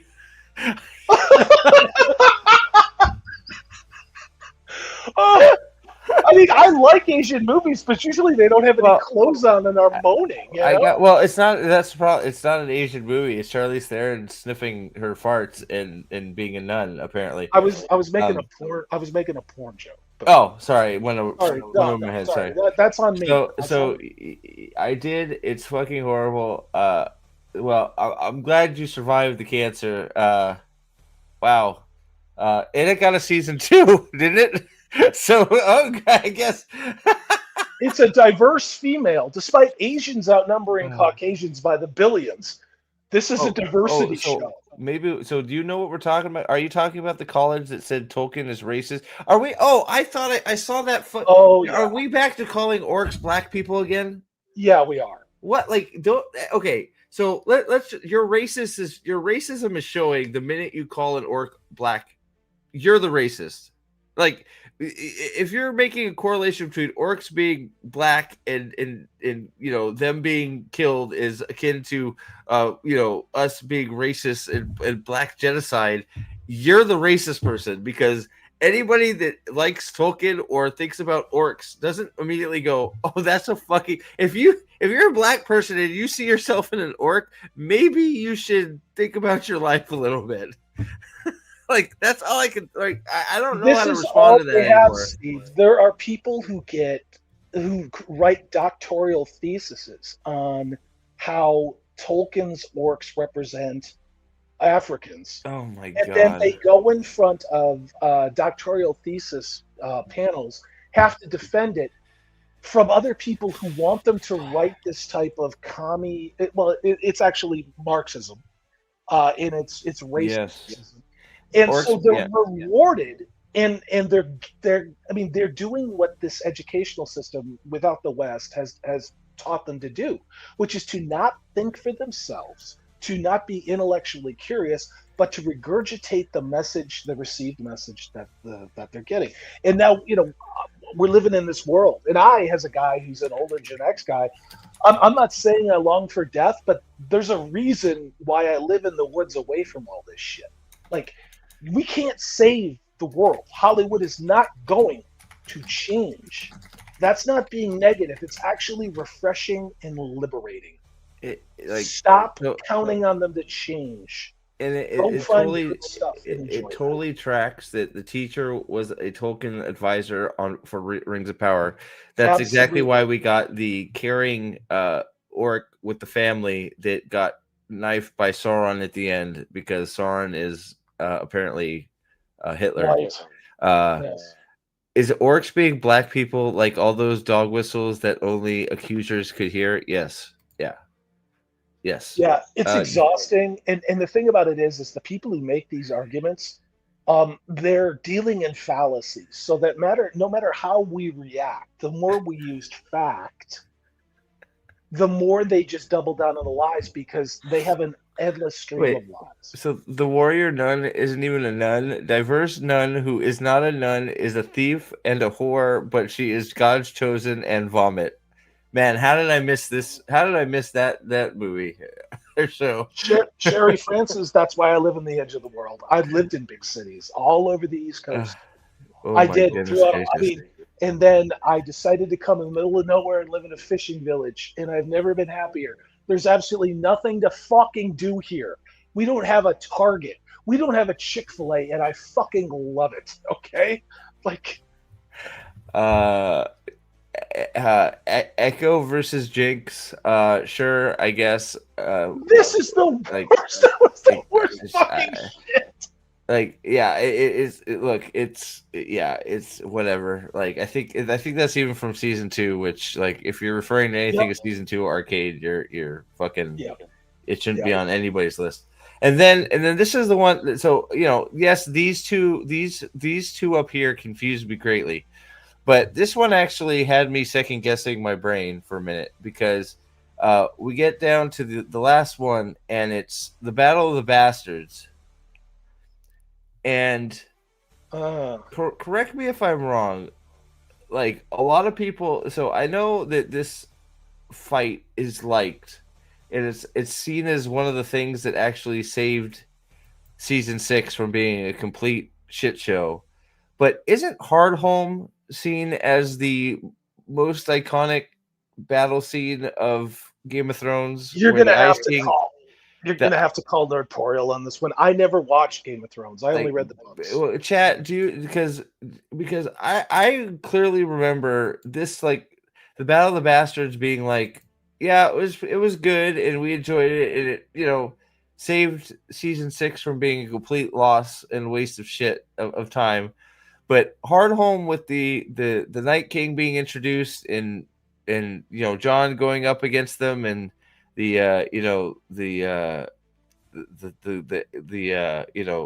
army of fuck, why can't I remember what they were called? The fucking it was the army of fuck. Yeah, the army of fuckers. Well, he did fuck the shit out of that one redhead chick, so I mean that is true. I mean, right, now I have to watch Game of Thrones. He fucked her, dude, really good. But yeah, the Dothraki killing Lannister army was better. Yeah, so like, but I thought that Hardhome with the Night King and the oh my god, why can't I remember the Wildlings escaping and John like holding the line against the race and all that shit. I thought that was like the big sequence, like that everybody called the best scene in Game of Thrones. You're gonna have to send Brian the link again. I read all the books that came out. What was it? God, it was years ago. And then I got so pissed off after I forget which book it was. Maybe it was the last one the dipshit wrote, because everybody that I wanted to live had been murdered in horrible ways. I'm like, I'm done. I'm fucking done with it. Well, it's okay. He murdered his book series too, so it was one of those, like, it's like you didn't even get you didn't even get the right scene from that show.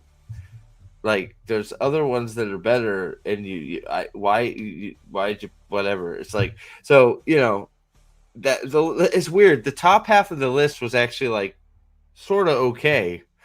And then you get to Wheel of Time, and then you have Rings of Power, Warrior Nun, some fucking throwaway fight in Arcane Season 2, and the wrong fight from Game of Thrones. It's like, well. I'm going to disagree with you on this list. I think that there were other things that could have been on this. Oh, a ton. You're right. You're right. I think that there's... okay, I'll tell you what. I'll give you the mercy fuck of Xena. Fine, that's fine, but to put Wheel of Time to waste the space on Wheel of Time for anything, and Rings with of Power. Warrior Nun to waste that space. The Witcher there should have been multiple scenes from Witcher season 1, because there's a reason why that show was so popular for a time. Well, if you're going all the way back to Xena, there's a ton of shit that should be in there before. I agree. Of that shit, right? So, and the other thing is, I think there's much better action in Stranger Things Yeah. than there was yeah. in Wheel of Time. Oh yeah. Well, and like even like you know, we talked to some of the stuff with you know, Spartacus had some good fight scenes. There's all kind like it's crazy. Like if you're gonna include Xena, which was your biggest mistake here, you didn't stay modern, right? You lowered You the include bar. Xena. If you include Xena, you have now opened that list up to like like Conan, all kinds of shit, right? But, So, but the question is this only TV shows? Because I'm seeing in chat, you guys are right. All the things you're talking about, except I think those are movies. I You know, I don't. Did it say? I think I this- don't know. I closed it I'm already. Did it guessing say? it's just. I'm guessing maybe it's streaming or television shows. Yeah. Because Okay. It's top 10 action scenes and fantasy TV shows. Yeah. I mean, there are so many other shows that came well before whoever wrote this, and I'm not convinced it's even a human being that wrote this. I'm going to be honest. Well, I mean, Highlander. You can include Highlander. Well, I was just going to say you could put Highlander in there, but the fact that Rome isn't in there, the fact that Spartacus Spartacus is a show. isn't That's a in show. there, Rome's a show. Yeah. Rome, Yeah. yeah. And even things that go back before that. I mean, you could look at a show like Kung Fu with Robert Carradine from the 70s had some amazing karate stuff in it. Yeah. I mean, there's all these other shows that are out there, but to sit there and literally throw things out there that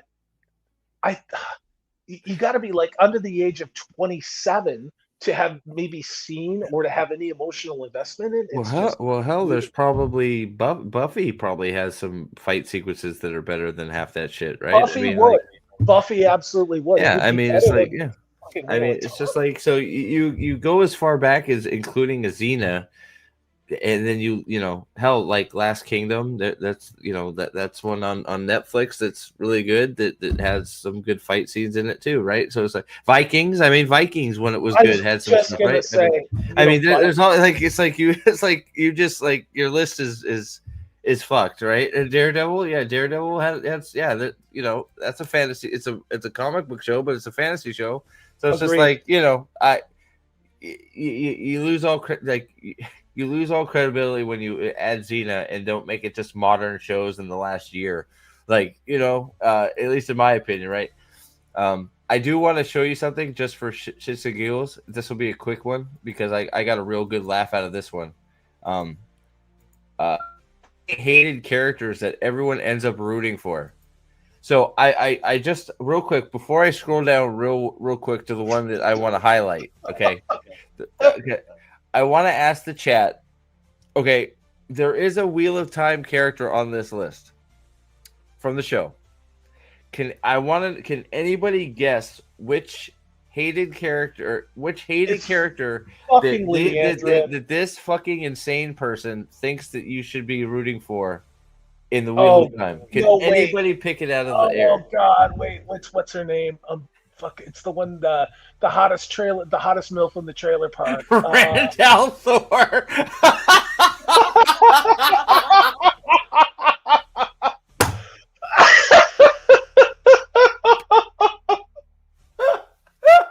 Oh God.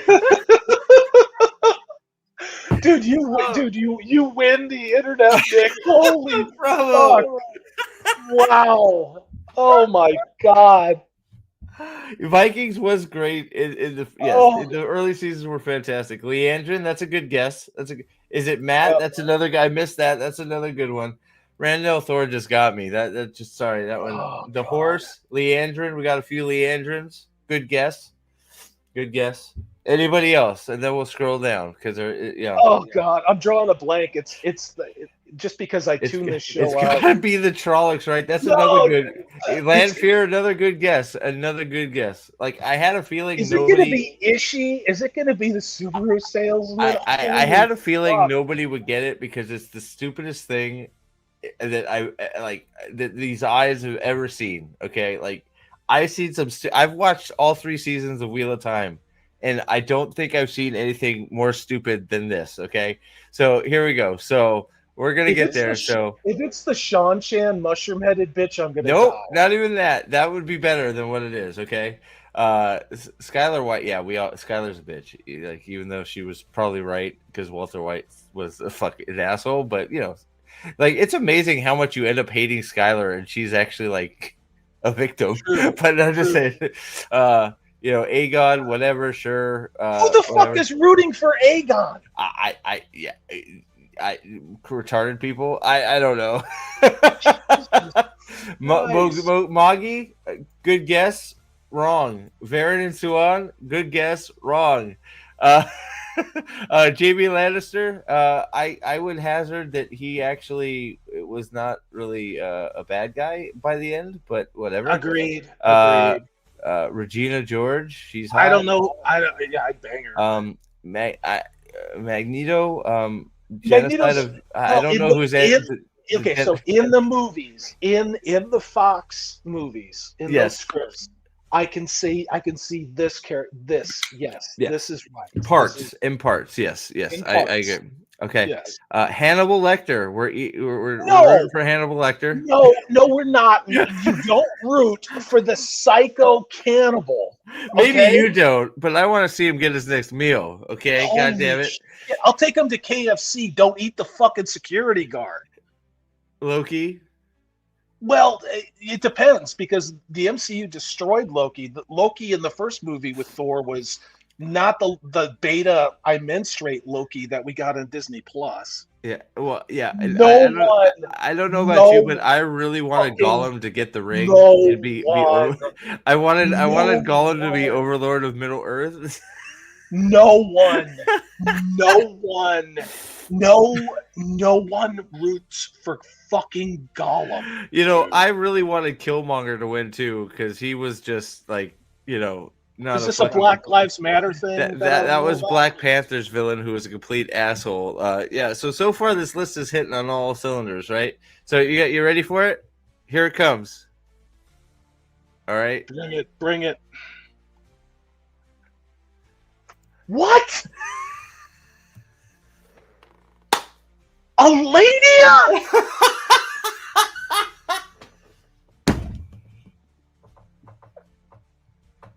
Why do we let anybody who has never because read of the actress? It's not even though Amazon, look at this little blurb too. There's nothing written. Even though Amazon's Wheel of Time only lasted 3 seasons, it managed to introduce a number of fascinating characters. Showran, blah blah blah blah blah, was particularly compelling as Redota's Elida, who established herself as a relentless foe to Swan. The thing that most fascinating about Elida is that she isn't evil. Instead, she's just an idiot and absolutely convinced she's right. She's a complete retard. She's very easy to hate, but Ren is so intense and charismatic that even the most bitter fan can't help but also love her a little bit.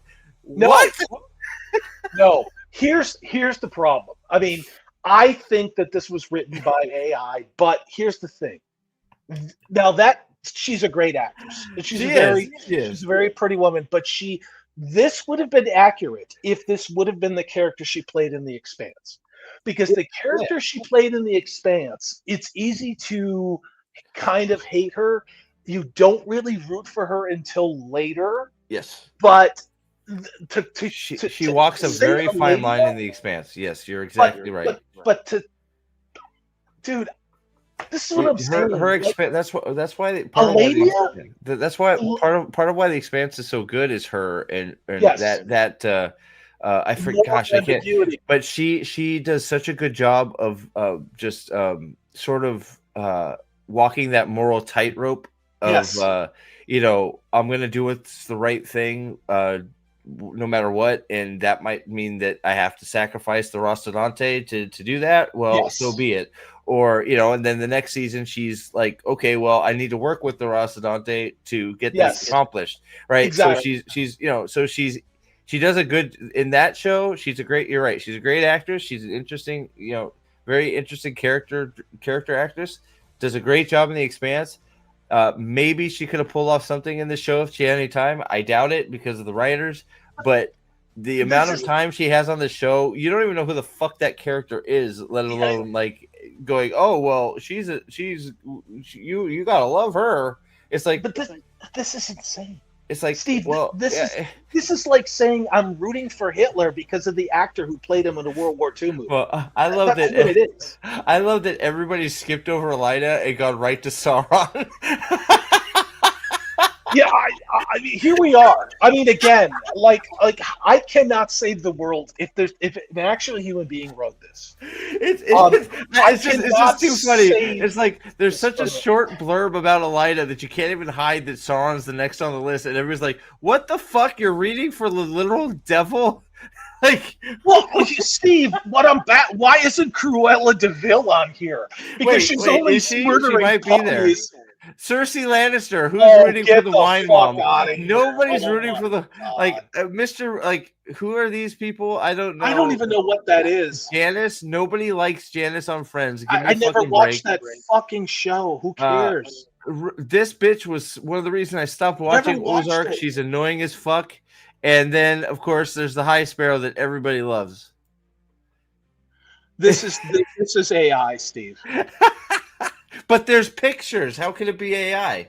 I'm looking at the chat, and this is what restores my faith in humanity. I look over in the chat, and the pure moral outrage, disgust, and outright. I mean, I know what you're all thinking, which is I need to have a doomsday bunker. Why don't I have like guard dogs to keep these savages from me? This is the world that we live in. We have these articles are being written, and AI is telling people that you should root for Eladia for this terrible, terrible person who in the books you all know, but because the same chick who played Christine in The Expanse is playing her, we're supposed to root for her. Right, This is exactly. so Exactly. weird about this. They can't separate the character enough. Or even the actress and go, oh, well, the actress is so good, you can't help but root for the character. It's like, no. That means your show is fucked. That if you can't separate the actress from the character, it means your show did a shit job of portraying the character, right? It's that simple, right? And it's like, you see Eva Sarala in The Expanse. You don't see Shorin like that. You see she's there and she's Eva Sarala. She's not the actress. Like, that's a good character. And yes, that is actually the character they should be talking about on that list. Is, you know what, she's sort of at times evil as fuck, but you sort of side with her because she's a very good character that uses common sense, and she sticks to her guns and is has reasons why she makes every decision, and she can back up those reasons. She's a great character, right? Elida, because she's a good actress. It's like, what the fuck are you talking about? Like, what a failure of a show. Yeah. Like, and then you have Sauron below it. It's unbelievable. That's what I'm saying. Like, if this isn't AI, right. I don't know what to say. But I mean, it's like Sherry saying in chat, like, what's next, Morgoth? I mean, it's just. And then Palpatine, Shaitan, Shaitan. We're rooting for Shaitan. I mean, it's like, well, sort of for the show we sort of were, but like, I mean, come on. It's like saying I only rooted for Anakin Skywalker after he murdered all the kids in the Jedi Temple. I mean, like, what the right? Fuck? It's like that's why it was a good guess saying Ishi, because it's like, does anybody have any reason to actually root for Ishmael in the show? No. Other than, the used car salesman, he's a charismatic guy, so you root for him to win because charisma. It's like, dude, like, wow, we have a low fucking bar for this shit now. Well, that's the danger. That's the danger of somebody like Gavin Newsom. I mean, Gavin Newsom, in a lot of ways, is Sauron as the governor of California. Is he? I don't even give him that credit. That guy's a fucking like. No, I agree. I agree. But he sold his wife out to Harvey Weinstein to get something. But did he?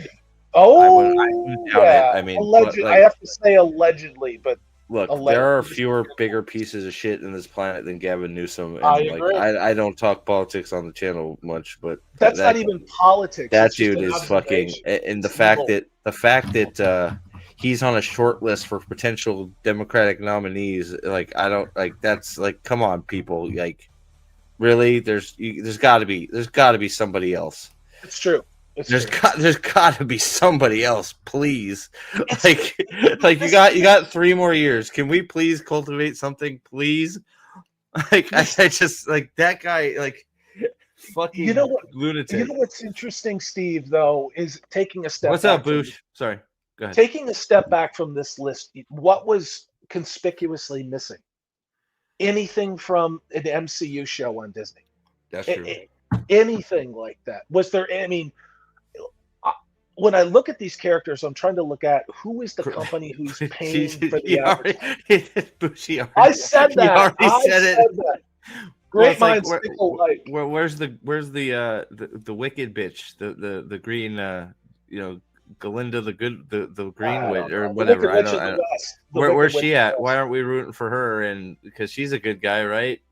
Like Well, Emperor Palpatine, what a great guy. True. Exactly. Darth Vader. Yeah. Well, you already said Anakin after he killed all the younglings. Yeah. Man, he's just misunderstood. He just genocided a bunch of kids. But Maleficent, that's another good one. Yeah.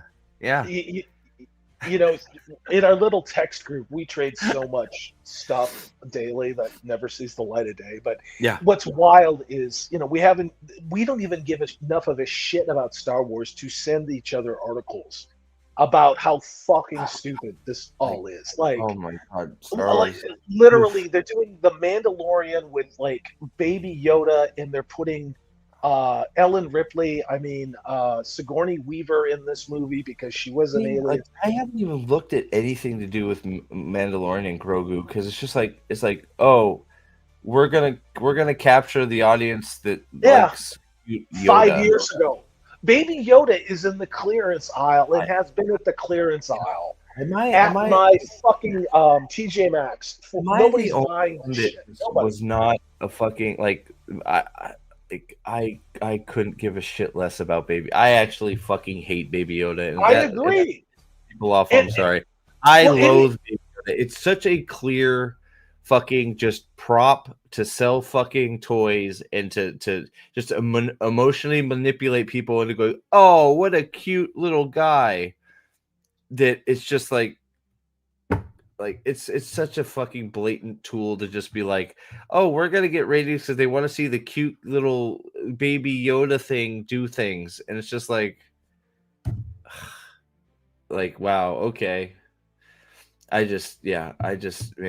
I didn't like Baby Yoda from the start because here's the thing. I'm gonna ask you I'm gonna ask you an either-or question. Grogu Baby Yoda, or more Pedro Pascal. Steve. Oh God! Well, we can't avoid. Well, shit. Is he gonna be walking around with his helmet off? You know it.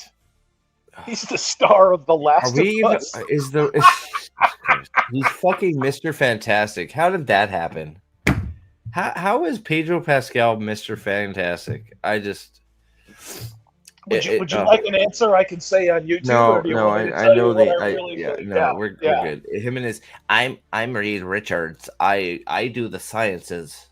Somebody's a really, really good catcher. We'll just say that. I'm not talking about baseball. I do the sciences. Listen, I've changed my voice, so I am now Pedro Pascal nerd voice. I'm not Reed Richards. I'm making a creepy, we're gonna protect you from the giant fucking planet-eating alien because he's gonna step into a box.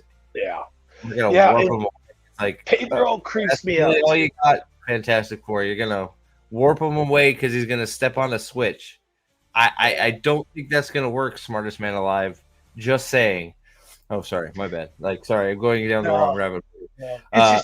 Do you remember when we started our channels about the same time? And do you remember how when we were in the thick of this, fighting it, thinking, at some point they're going to run out of money. At some point, somebody somewhere they're gonna put him in charge, and they're gonna maybe make one good fucking thing somewhere, Jesus, and here we are, 4 years, almost 5 years later, and there have been a couple of decent movies. I think some Dune.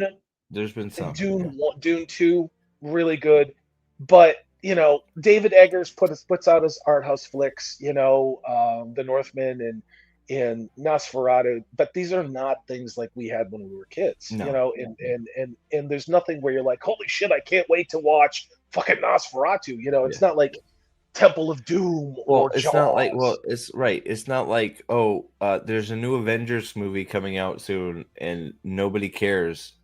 Like everybody should be hyped. Yeah, Like nobody cares, and it's doing exactly what you were talking about earlier, Steve. Where, I mean, they're doing it. I have no emotional investment in this. I want to now, argue. well, they've fucking cast every single person that's ever been in the MCU, and it's like, how are you going to make a movie out of that? And then on top of it, Robert Downey Jr. is fucking Doctor Doom, which is like the stupidest, hugest mistake you've ever fucking made. There's an amazing run of Iron Man that I think it's 12 issues, and that they could do with this, but they're going to cherry pick it and destroy it. That's the problem with this. Well, that's what they've been doing. They've been pretending. It's just like with everything else. We're going to pretend to do the thing, but then we're not going to do it. But they're going to do what worked, and what worked is made money. And what made money? The one-off gimmick that was the Daredevil Wolverine movie. Okay, with all the cameos. Remember that? That was the Deadpool. The Deadpool. Yeah, they're just gonna. Yeah, it's gonna be a fucking cameo fest, right? That's what you do with this whole Robert Downey Jr. It's going to die because it's a one-trick pony. Yeah. So, you know?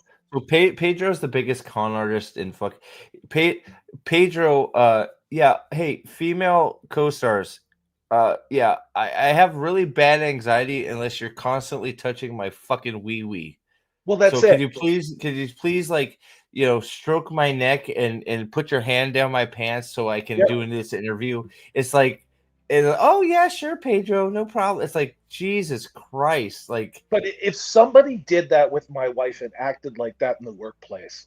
Oh God! That was the creepiest. That was the creepiest. That clip of her just like twirling his hair and being like having a leg over him and be like dry humping him during the fucking interview. It's like, what in the fuck is happening? Well, first of all, I talked to my wife and say, look, you know, are you doing this for a reason? You know, there are things called boundaries, but let's just say hypothetically. I'd ask this guy out to go. You know, let's go to the batting cages, and then I have a talk with him at the batting cages. And you know what, Steve? You know what's at the batting cages, right? Yeah. High velocity hard balls that are thrown at you, giant bats. Yeah. And bats, and you know, this trip to the batting cages can go one of two ways. We leave as friends. Everyone understands each other. Or maybe there's an accident where somebody's head is caved in because they were standing too close to me when I was swinging a bat. Accidents happen all the time. Pedro, you forgot to put your helmet on when I was swinging my bat and it hit you in the forehead. I apologize, Pedro. This is how you have to live your life. You have to live your life with black and white from like a fact, morality standpoint. You know, do I think what Pedro Pascal is doing is at all authentic? No. Do I think it's an act? 1,000%. He's selling the beta male archetype that has to rely on the strong white women. It's the same shit that is in their entertainment. It's all an act. So before we move on to the next, because I want to bring up the Pendragon Cycle thing here in a minute, but before we do that, I just, you know, I want to make everybody well aware here. I want to bring this up real quick. Even Screen Rant doesn't believe IWAT is not full of shit. Just so the Wheel of Time RPG is too ambitious to succeed. So even Screen Rant is calling IWAT out on their bullshit. So that's good to know. I just wanted to point that out. We don't need to read the article because the article is just saying, yeah, IWAT's full of shit, and they couldn't make a like the article actually even says the show couldn't follow the source material. So why would we believe that a fucking video game would follow the source material? And that's what people want. It's like, wow, that AI finally figured it out. That's what we fucking want. How about that? Let me respond to somebody in chat. It's late to the party? Question mark. Haven't seen any of the new Dune installments. Do you mean the movies or the new one that they're making? Or are we talking about the show, the Dune Prophecy show? Oh, I didn't watch that. I heard it was dog shit. I didn't particularly like it. I found it predictable Yeah, as crap. Purple watched it. It's Purple watched it's a it. shame too because I actually like Travis Fimmel a lot. You know, the guy that did Ragnar. I actually think I like him a lot. I think he's very interesting. You know, has a very interesting like cadence about him. I really thought Raised by Wolves. It was a shame that show didn't. I thought that show was doing okay. There were some parts that were a little bit weird, but it was the space show that did White Cloaks better than the Wheel of Time did White Cloaks. But like Doom Prophecy, I found to be like I think the two movies were entertaining enough. I had some problems with a little bit of it, but I still like enjoyed them for the most part watching them. So I'm going to give that a pass just because half the time like that's not the case, right? So the Dune movies were like okay, I'm ready for a third one if they're coming out with it. I could enjoy that. Dune Prophecy was just like a predictable with a predictable, just I don't know, mess. I did it was all about the Bene Gesserit and the fucking the first Bene Gesserit chick to discover that she could scream talk, just learned it because she was mad, and then she could control people's brains with talking because she's like, I'm mad, kill yourself, and they're like, oh, it's like, oh, okay, like how did she figure that out? Don't know. Okay, cool. So there was a lot of that in the show. I didn't dig it. It's the power of fallopian tubes. We've been seeing it exhaustively. Some parts, everything about Raised by Wolves was completely insane. Yeah, I think that's fair enough. Does that so insane as you? So did you like Raised by Wolves or no? Like I don't know how to take that comment, Boots. Does that mean you liked it or no? I'm gonna bet he liked it because otherwise it'd say that show sucks dog balls or something like that. Probably right. Yeah. I think yeah. Well, it was. I don't know if you haven't seen it. It actually was. It was an interesting show. I wish it kept going. I thought some choices they made were a little bit odd, but mostly it was entertaining, right? So let me take you on a detour. Spoilers. They're making another He-Man movie, right? Oh, for fuck's sake! No, I didn't know that. Okay, well, I'll send you some links when we're done or whatever. But so basically, what it is today was the first day they confirmed what I've been saying and talking about with other people who love He-Man, they love it. They have the figures.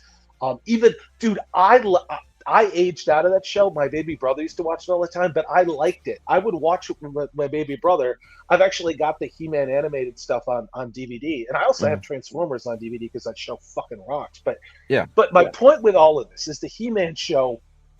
They said at first it wasn't going to be a girl brand movie because He-Man was a boy's toy, in the 80s. Sure enough, they're saying He-Man is going to be the Barbie He-Man movie now. So there you go. Everything is made for white liberal American did women. You know that apparently Cavill's doing a Voltron? Yes. Did you know that Jared Leto, who was part of the reason Tron Ares destroyed is... Yeah. Sorry, excuse me. Steve, he's Skeletor in the new He-Man movie. Oh, for fuck's sake. Oh my God! How is he gonna Daniel Day-Lewis Skeletor? Steve, I want a job. I want a job where I can be as wrong as these creative. But how is he gonna method act Skeletor? Is he gonna be like, "What? I hope they shove you again, He-Man." I want them to shove a big black gorilla dildo up his ass, so he has to walk around like that, making that voice you just did. I'll get you next time, He-Man. Like, is he gonna how is he gonna method act Skeletor? Steve, it's like we're being clowned. It's like literally, there's a bunch of people doing DMT and cocaine in Hollywood, going, "What's the stupidest shit we can do?" It's like method acting Joker, but worse. It's like how he tried to do that by giving people dead rats and shit. What do you do with Skeletor? It's like It's like, is he gonna walk around with a giant fucking staff? That's what I said. One of those big black fists rammed up him It's dry. like, I'm gonna go to Castle Grayskull and sit on my throne. It's like, what is he gonna do? Like, I don't know. It's just like a Steve, fucking. I don't know. I don't have just- any answers. He's I don't sitting know. on top of his trailer with his fucking Skeletor mask on and his staff going, lightning bolt. Sherry Francis. Here, I gotta bring this. Says, Hollywood needs to stop trying to make Jared Leto a thing. It's true. He's box office poison. He fucked up. Well, Blade Runner 2049 was that's that. I don't know how to say this. It was okay, and it wasn't a really good Blade Runner movie. It was okay, but Jared Leto has never been and nor will ever be a compelling actor on the screen.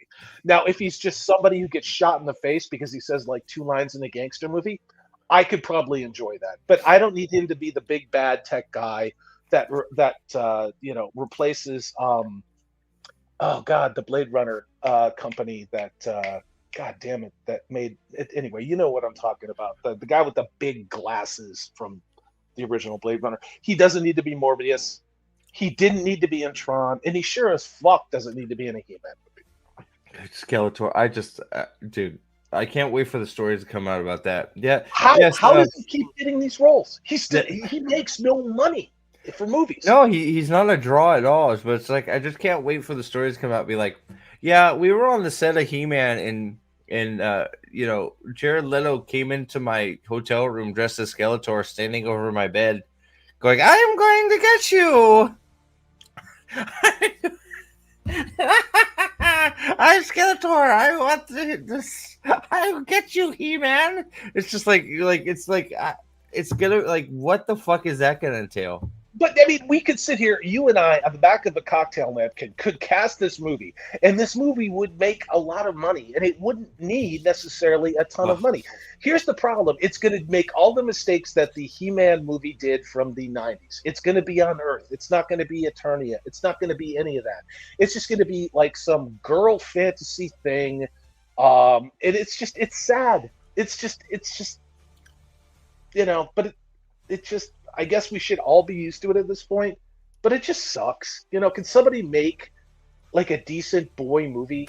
Just fucking one, and then go back to the black female communist lesbian amputee. He's not wrong though. Like the weird android chick does give birth to a giant flying snake thing, and it just like terrorizes. Yeah, it's crazy. It's good shit. Raised by Wolves, man, got canceled too early. It was fun. It was fun stuff. I liked it. Yeah, it was good. Yeah, if that's what you're. Yeah, he's just describing the show. It's a wacky show and it's good. It's fun. Yeah. So real quick, because I have to do it. Dude, but I'm gonna watch it just because it'll be funny seeing how Jared Leto can fuck it up. It's a charming movie, and it's one of Purple Valkyrie's. She has it. It's a guilty pleasure. I think the original one. Yeah. And you know why it turned out that way? They ran out of money because they wasted it all on special. Well, Dolph Lundgren is He-Man. I mean, come on. Yeah, it's worth watching now just because it's a moment in time. And like I said, I like the cartoon. It was meant to sell toys and it worked. But I just, God damn it, you could make a good boys movie and sell all those toys again if you wanted to make money. But again, well, yeah, like if money was driving you, there'd be, I don't know, we could make so much money with half this shit, and it's just like, that Raised by Wolves is not. I don't know what Romulus and Reeve is. That something? I think that's some other. Those are Roman. Roman, the twin, the brothers. Yeah, so that's not what Raised by Wolves is at all. That's from Star Trek. Sorry. Yeah, no, it's not. It's like androids and interstellar space travel and all kinds of other shit. Yeah, it's not that at all. But yeah, so real quick, because like I said, giant hate boner. There's another Predator Badlands trailer. Is this the one I sent you, or is this yet another? No, one? you sent me one. Where did you? No, this isn't yet. This is yet another one. Oh, good. This I'm is sure yet this will another change one. your mind, Steve. This is gonna Yeah. you're gonna see how great this movie is. Watch. They're pushing the shit out of this movie, man. And maybe it is the one. Like you said, yeah. I thought I had already seen the one. It doesn't This matter. this is the international trailer. And guess what? Guess who gets a lot more speaking parts in the international trailer? It's not the Predator. Is it the white girl or the black one? The tiny white android chick that's gonna take over the movie and throw everybody around. Yeah, it's that girl. The ways of your kind. I'm not sure why there's another human doing a voiceover for the Wait, Predators, wait, Steve. This is the antler predator, by the way. He likes Christmas. Wait, what? Why is the Predator a Celtic druid? Because he killed a deer. Wait, why is the Predator a Wendigo from Native American folklore? Deer. We're gonna go with deer again. Maybe a buffalo. No, Is that a no. bone cycle? We're gonna go with an elk. That's a gazelle? Maybe a gazelle. I don't know. I'm likes gonna say Christmas. this. He's a reindeer. I like to deer hunt, and I would definitely drop that opening day if it walked by. He's a Christmas fan. He's a Christmas predator. Wait, there's elf on the shelf. You can have Predator on a banister. I mean that's his sleigh back there. That's how he gets around Earth, because he's just like pretending to be Santa. He's gonna throw gifts at shit. You know, that's I don't know. But he's got his white dreadlocks. Is this Endor that's been nuked? They've got the big satellite dishes. He's edgy because he's got his white dyed locks. You know, this looks like the guy from the House of the Dragon, the Sea Lord. That the crab eater. Yeah. This looks like a Slayer album that was scrapped. Yeah, I'm not sure why he's got horn. What happened to the fucking Predator mask? Where's Danny goddamn Glover? Okay, or Arnold Schwarzenegger, or some big beefy steroid meathead with a fucking machine gun, running around fighting a predator. Why do we have dances with fucking Wendigo estrogen horseshit like this, Steve? This is the special. Okay, that's true, Josh. This is the special woodworking predator. He Josh crafted Templeton this is out right. of wood. That the is helmet was straight in up Hellboy. Was it really? That's straight up Mike Mignola right there. Well, Good there you call. go. All right, we found it. Yeah, so he crafted this out of wood, like he woodworked it, I think. So now they're into carpentry. Cool. Exactly. Why not? Yeah, sure. Okay, here we go. The ones of violence. Why does this look like The Rise of Skywalker, Steve?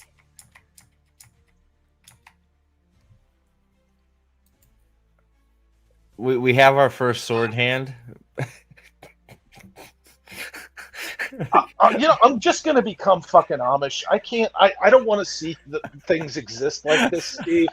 I don't want to have the internet where assholes like you can show me that this is the reality I live in. Okay. I don't like. Okay.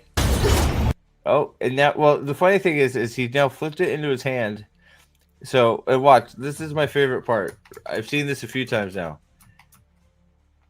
He misses him on purpose. This is the fight. This is the same fight choreographer as that terrible Snyder. What was that goddamn Blood Moon, Black Moon? Yeah. Yeah. This is Rebel Moon. Great, all over it. So he hit him, but he has the special turquoise blood. So that means, I guess that's the female blood. They're turquoise. Either you are hunted. What? Oh shit! I went too far. What? Wait, they can talk?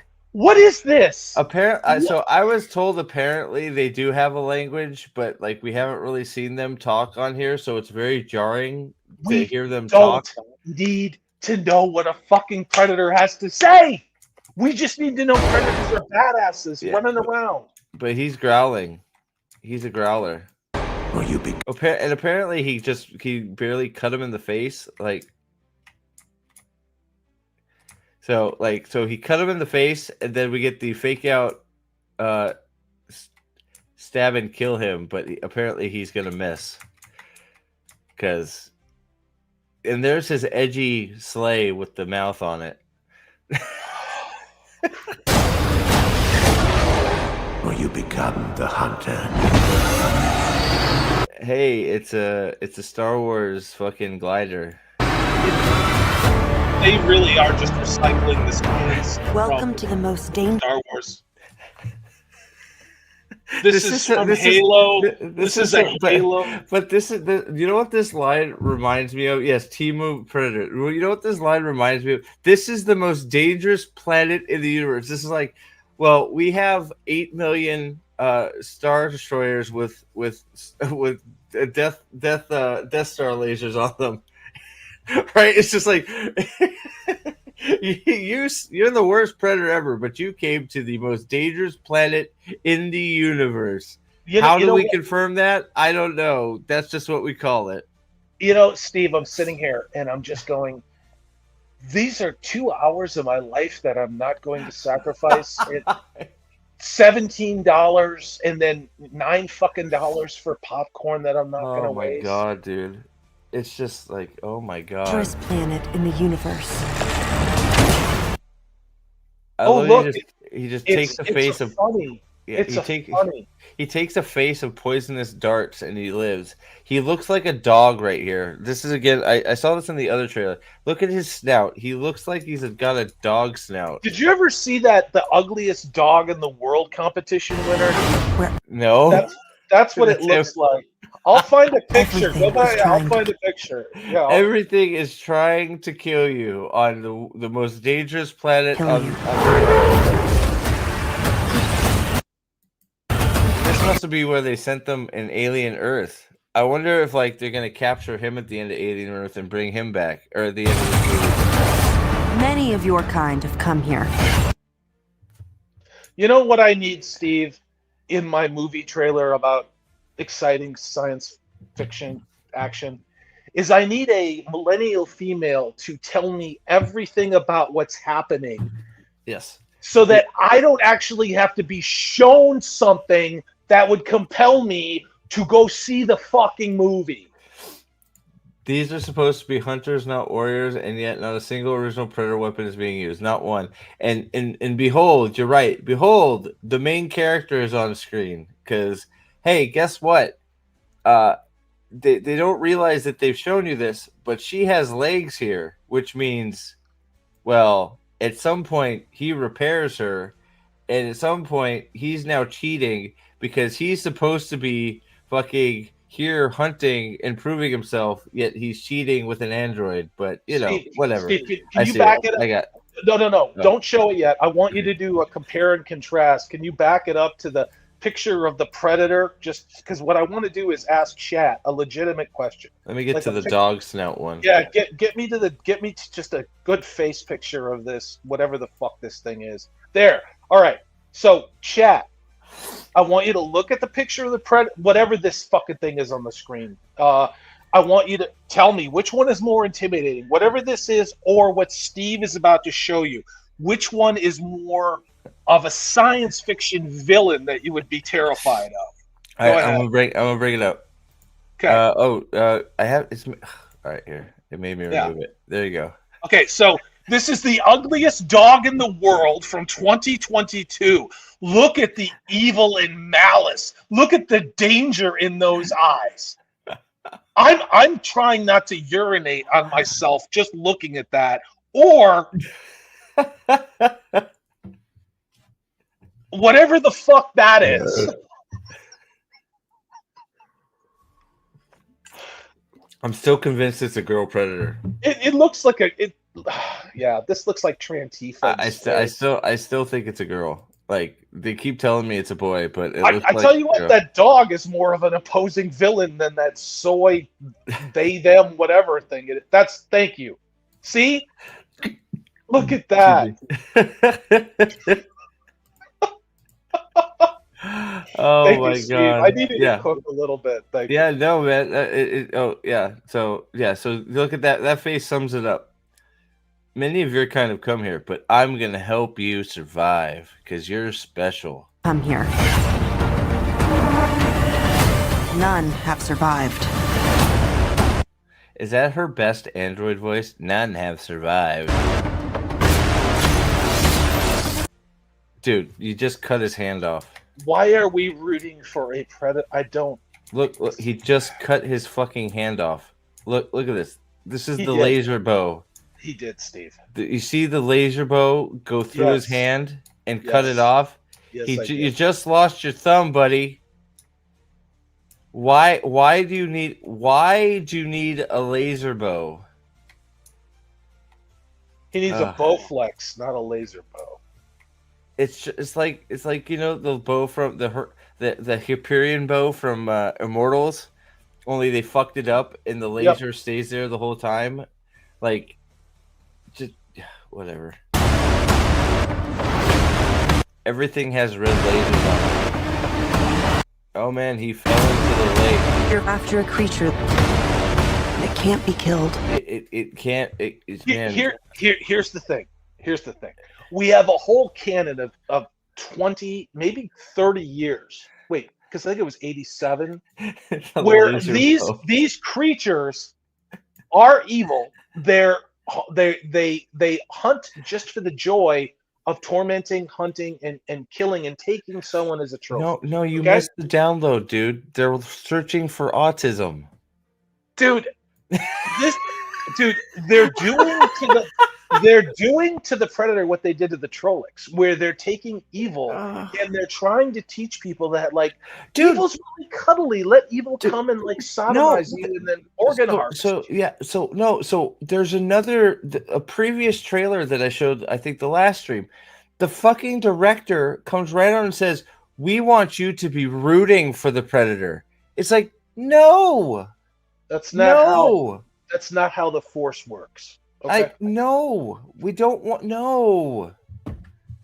like, it just like completely just don't understand what the Predator, whether it is. Predators are people too. You're right. Yeah.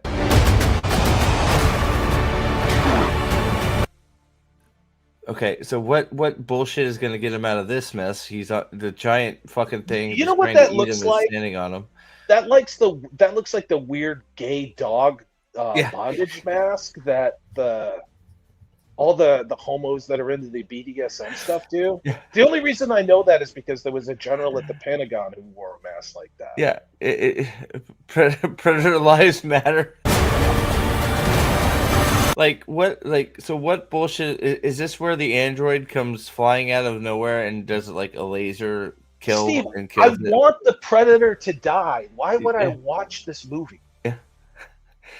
Yeah.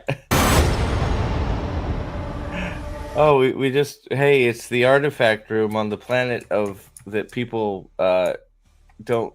Yeah. Wow. How convenient. I found the Man.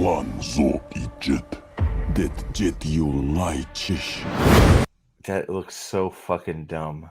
Steve, this looks like recycled CGI and sets from Disney Star Wars. That's all this looks like. In Rebel Moon. That's all this looks like. Is there another one or is that just him talking from two different angles?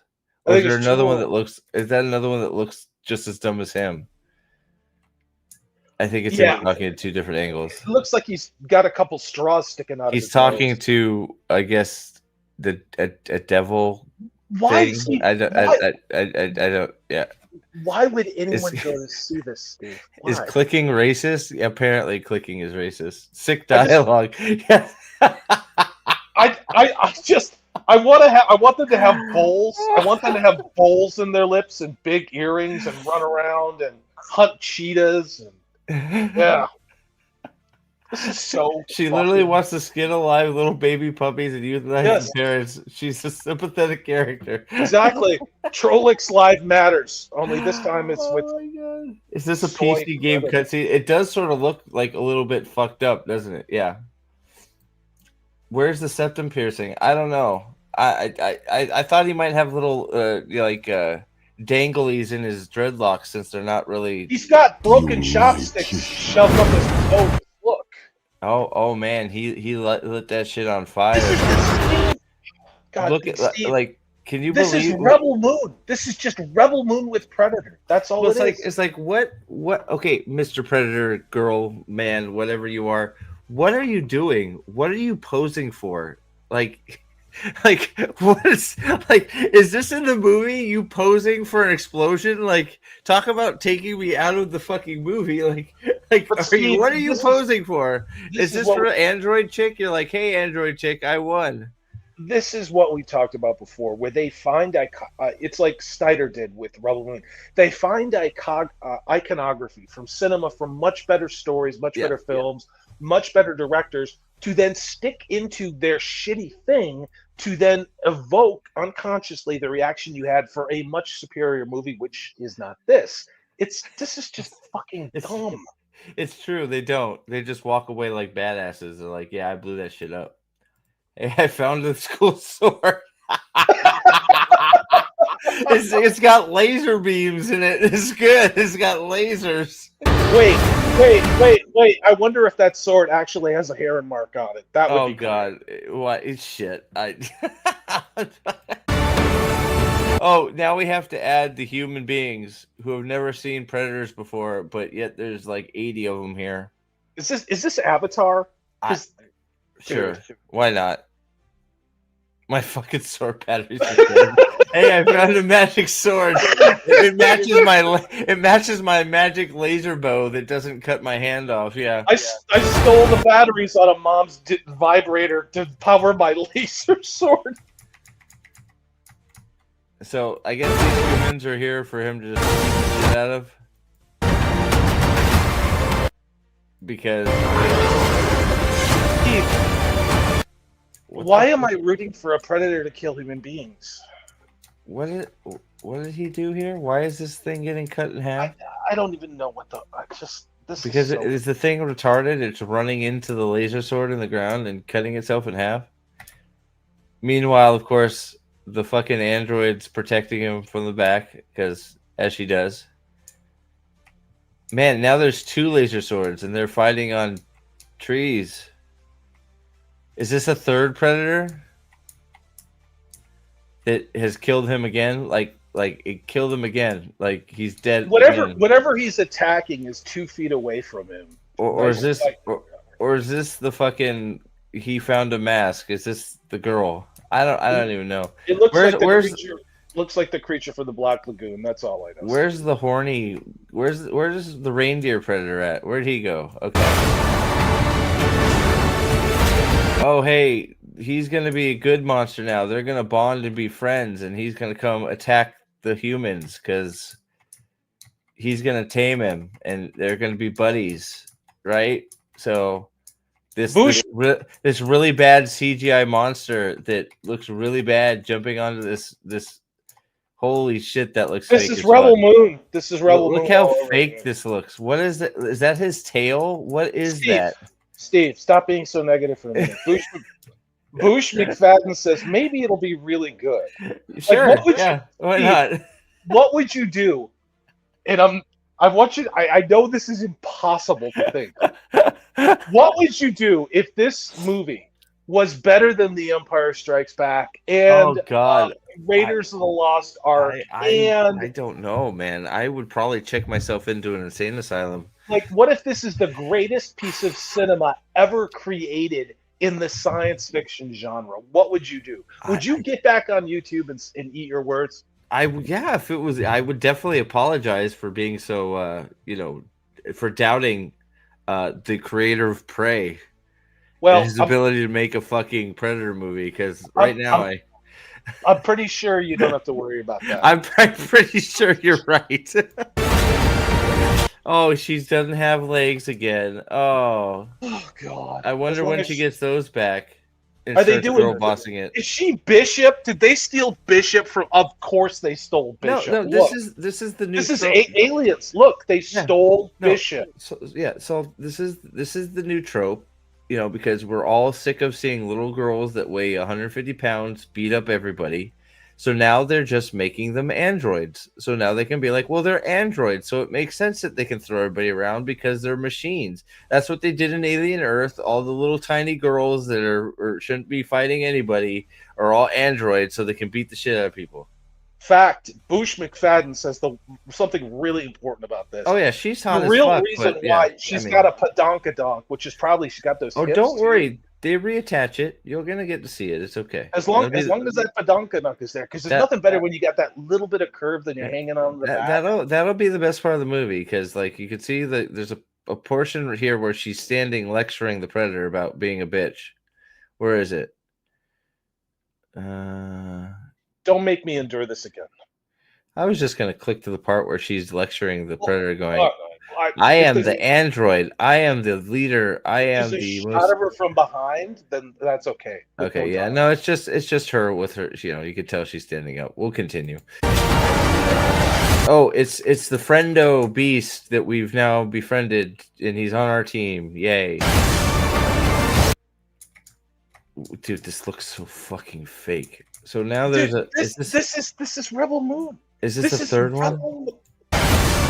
So is this like I lost track of how many predators are, so there's at least 2 more. So now the worst predator What am I ever. looking at? Wait, stop the scene right there. Does everybody remember when that piece of shit movie The Flash came out and the CGI was not finished and it looked super uncanny? This looks exactly like all those things. So bad. It looks exactly like that. But so it's like, how many predators are there on the most dangerous planet attacking the worst predator ever? That's why he's here. Remember, he sucks. So he's got his. What is this guy doing? What is he like? I'm trying to figure out what predator on the left here is doing with his. It looks that predator on the left looks like the Gorn that Shatner. Well, he's got a glaive. So what is he fighting? I don't know. I bet you Android Chick is off screen here. And he's trying to fight her. And she's with a glaive. Why isn't his glaive laser, Steve? Explain this to me. Oh my God! He hit him in the toe, so that's gonna stop him from swinging his laser sword and cutting his head off, because he stabbed him in the foot. So everybody knows foot trumps head, right? Okay, gotcha. And now he's fighting all the predators because he's the best ever. What is happening? You know, here? Steve, the only way this could be better is if this was the actress who played Nynaeve in that role, because she could do the fake dreadlocks all over it. It's true. They could just attach blades to it, and she could kill him with the blades on there. Now we're CGI swinging through trees badly, with an android on our back because reasons. We got a friend of the channel in the chat. We got Miss Smart Muses Teresa saying, "Hey in a rose." Hello. Hey, are you done with? You finished your stream already? Man, we're going that long. Sorry, my bad. Maybe his toenail is infective.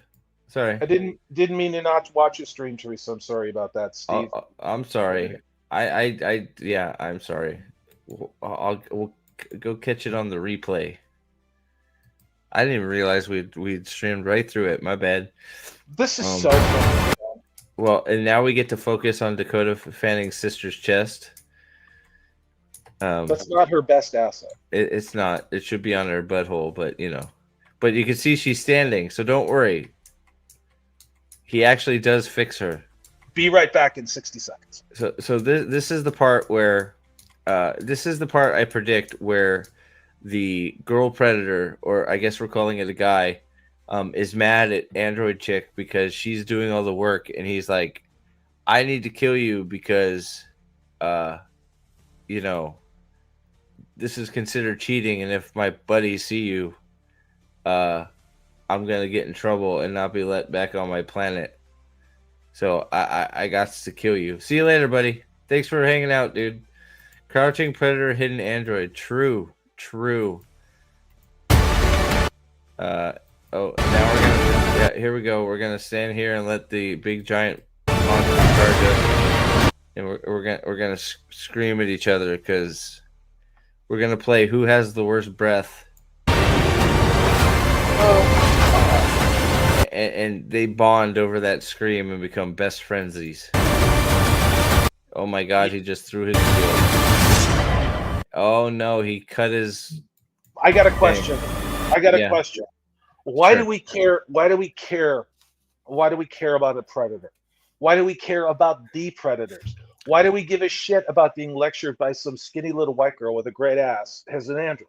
Like, why would we sit through this for 2 hours and root for what has for nearly 40 years been an enemy Oh and a my villain God. in every movie? Alexander, don't you fucking dare say that shit.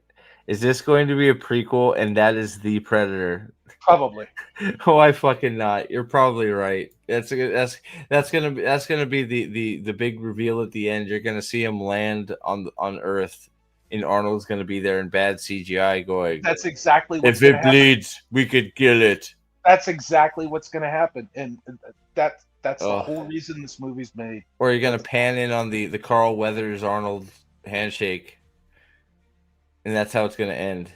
I think you're right. That's the only explanation I can come up with for shit like this. Holy shit, dude! Even this creature's edgy. Look at his hairdo. And then he jumps on him again. Like, how many times does this guy get out of shit by sheer bullshit? He kills him right there again. Ugh. Wait, look at the titles. Whomever said who said that this was going to be a prequel? Look at the titles on it. That's the style of font that was used on the first Predator movie. So, I would say you're probably 75% chance of being right. Oh God. That man, what if it is? Like, if it is, I may it. Like, If it is, here's the thing about it. Here's the thing, Steve. No one is gonna go fucking see this movie, so it's irrelevant. the hero. This movie's going to lose money. Nobody's going to care. Oh, it's gonna rival Ares in the amount of money lost. I think you're right. Yeah. I gotta split. I gotta go. I gotta do some things. Yeah, brother. Well, thanks for hanging out, dude. We gotta do this again. This is fun. You and I, Yeah, we got man. our mojo. You know. Yeah, So absolutely, man. Well, thanks for hanging out, buddy. yeah, and I'm Salty Traveling C, who's had a big channel at one point, and it's all bled away because I don't give a fuck about YouTube. But if you're interested in finding about what comics I'm reading and other things, go check out my channel. But otherwise, keep supporting this guy, and everyone have a great evening. So Thanks, adios. buddy. We'll see you later. Bye. That was fun. So it can't be a prequel, as Wayland Industries does. They don't know about that. I mean, the Predators are talking. Does it matter? Does it matter?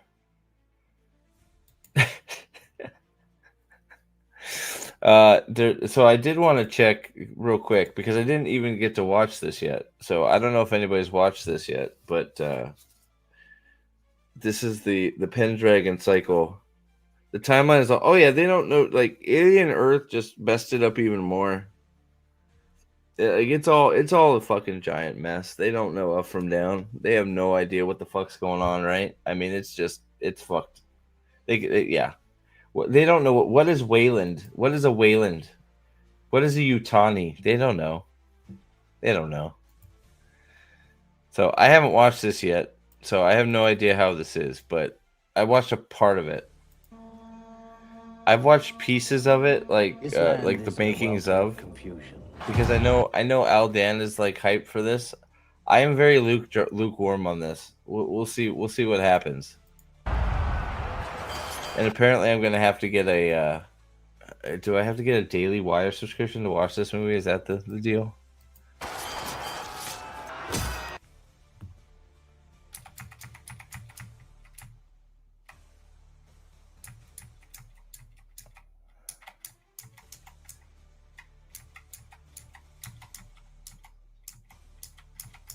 Okay. That blood's awful red, but okay.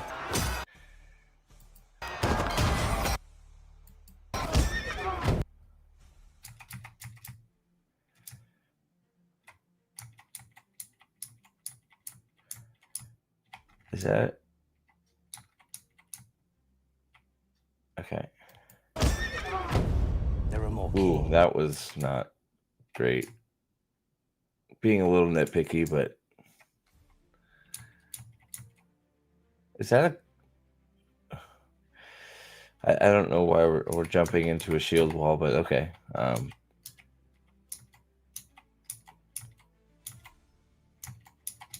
Okay. There are more kings than sheep, more princes than crows on a battle. Okay. Yeah, I will give you that. It does look better than Badlands. All seeking to snatch what they can when they. Yeah, Night of the Seven Kingdoms looks interesting enough. Yeah, I'm not. Yeah, but you know, it's one of those things that HBO is really good at costuming and all that shit. That's why everybody should be like stealing and hiring people from HBO's team when it comes to special effects and like that type of stuff, because HBO actually knows how to do that shit. Whereas everybody else's fantasy shit seems to look like fucking fake crap. HBO is the only one that seems to know how to do it with any like legitimacy. So they should be stealing people from HBO left, right, and center, in my opinion. They can, without a care for who suffers. Daily Wire Plus. Island is ruled by one who wields both justice and mercy. There will be no peace.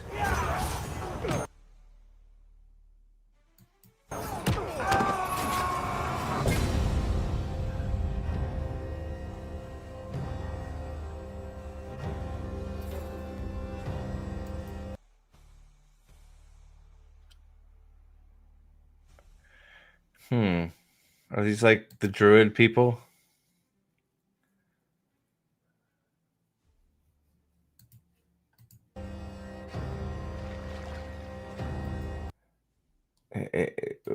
Was that being baptized in the water? Is this supposed to be Lancelot and Guinevere or something?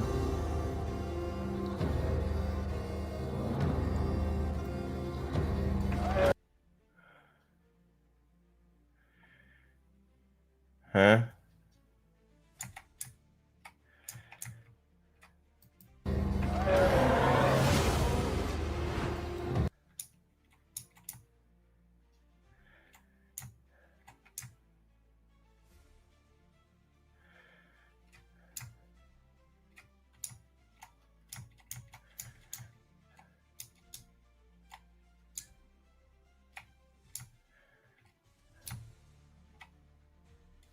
Okay.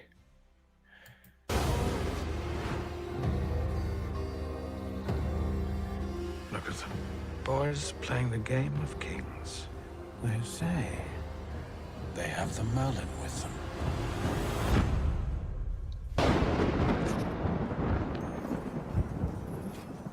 The Merlin died long before you and I were born. Is that supposed to be Excalibur?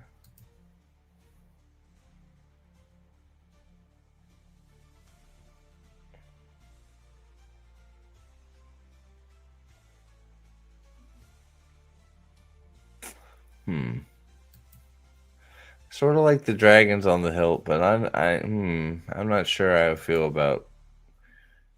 I've seen what you can do. Are we doing a King Arthur Legend of the Sword thing here?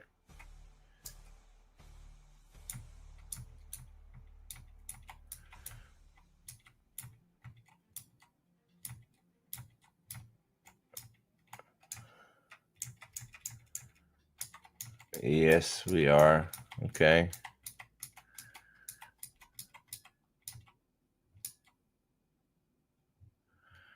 Yeah, that's true, John. Yeah, Josh. It's the King. It's not a great movie, but it is like, yeah, he's British. He's King of the Britons. Arthur's King of the Britons, but working for the Romans initially. I should read the actual Mallory Arthur books. Is that what this is based off of? So we're doing King Arthur, Legend of the Sword here. Okay.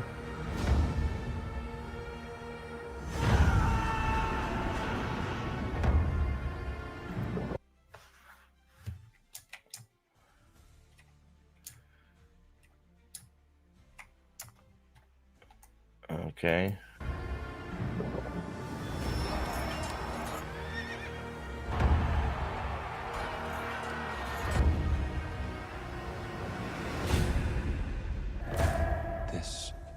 begins.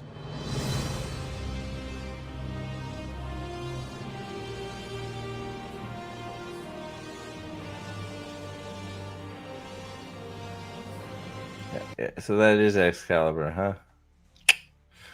Not sure. Well, no, so that wasn't the other sword. Wait a second. Got a different hilt.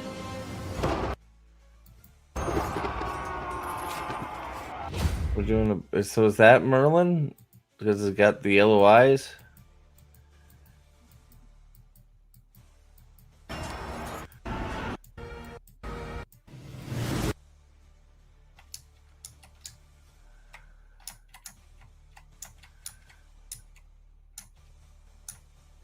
I don't know. I don't know. I don't know. I don't know. There's like a lot of like, I don't know. We'll see, I guess. I just like, there's a lot of like, this trailer's like, there's a lot of close up, like to the characters, like, it's like, hey, there's a character. It's like, I don't know, like, am I supposed, like, I don't know who that is. So you're doing a little pan close up thing to all these characters. It's like, I don't know who that is. So like doing this slow-mo one shot of a character is like, am I supposed to give a fuck? I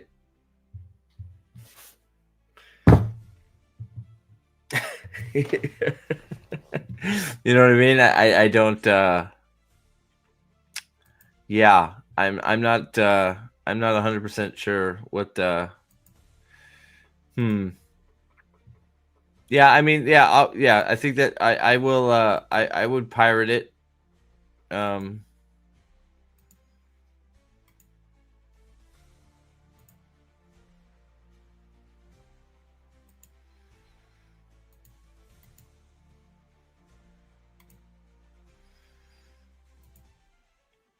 Yeah, I don't know. It's not like a trailer that's like, yes, I'm ready for it. Like I don't know. It seemed, I don't know. I don't that's the Pendragon Cycle. It looks very much like, I'll watch it if it comes on the service I have. Yeah, agreed. Like it would be like, it looks very sci-fi B movie like, right? I mean, it's Daily Wire making it, so that's what you'd expect, sure. But the biggest thing for me is just like,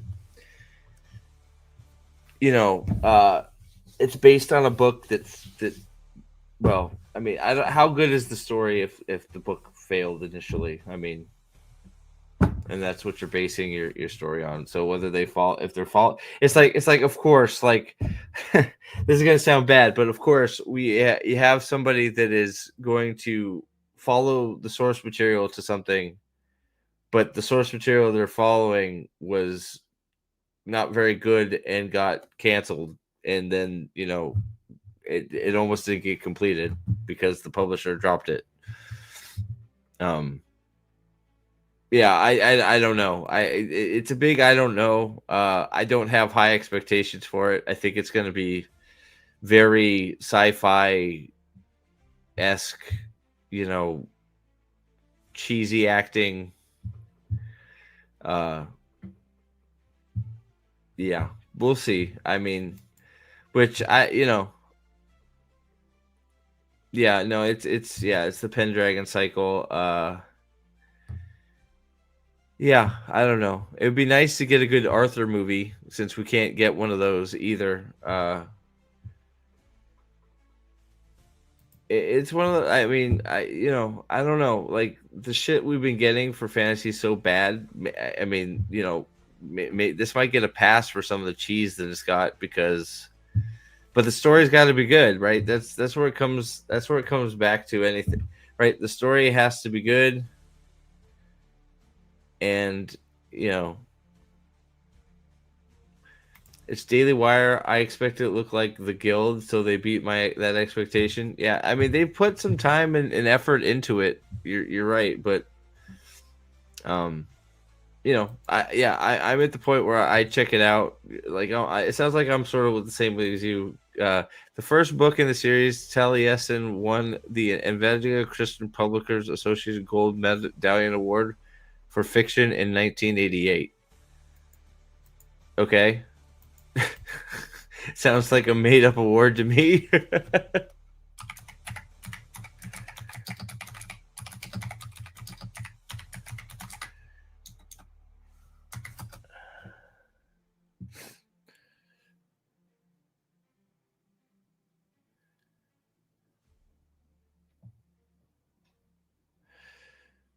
So, let's see. The series began in 1987. The first three books, Taliesin, Merlin, and Arthur, were published as a trilogy, but the ending of Arthur was abrupt because the publisher canceled it. Then it was expanded to 2 additional books, Pendragon and Grail, creating a 5-book cycle concluded in 1997.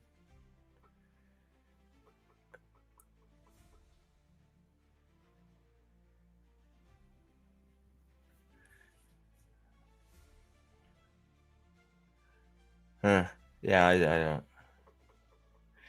I don't know. We'll see. It's yeah. It's not like making me have a burning desire to see it, but like if it was on TV, I'd watch it. I'd give it a chance, right?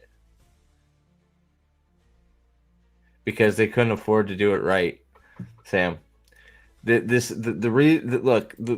big reason the Daily Wire wanted to do a fantasy book.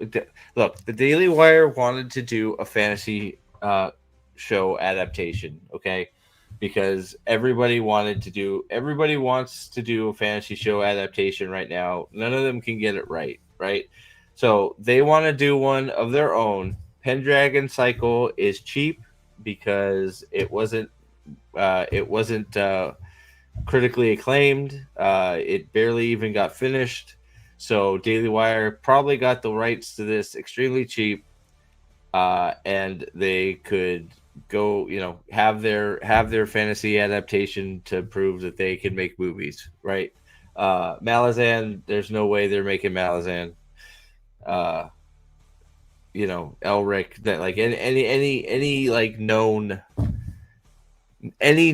fantasy book series, Daily Wire's not making a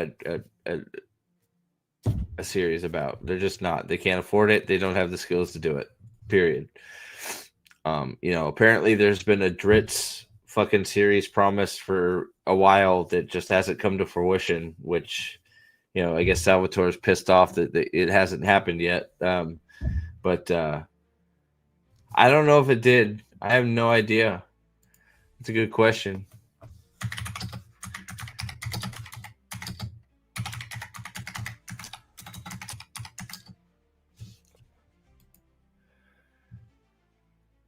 Snow White movie was not canceled. It's a Snow White.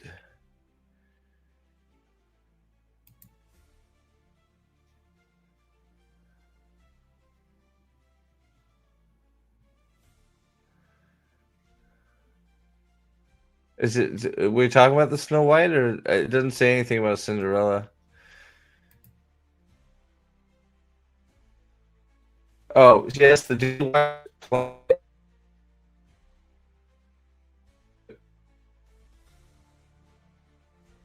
2025.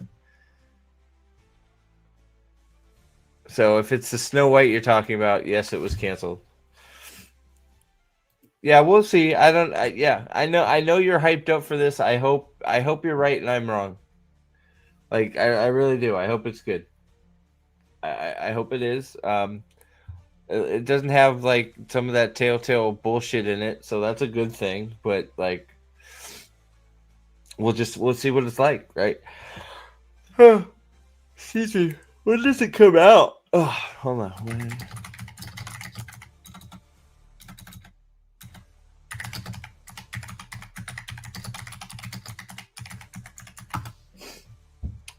January 2026. So it's due out 2026 next year, or January of next year.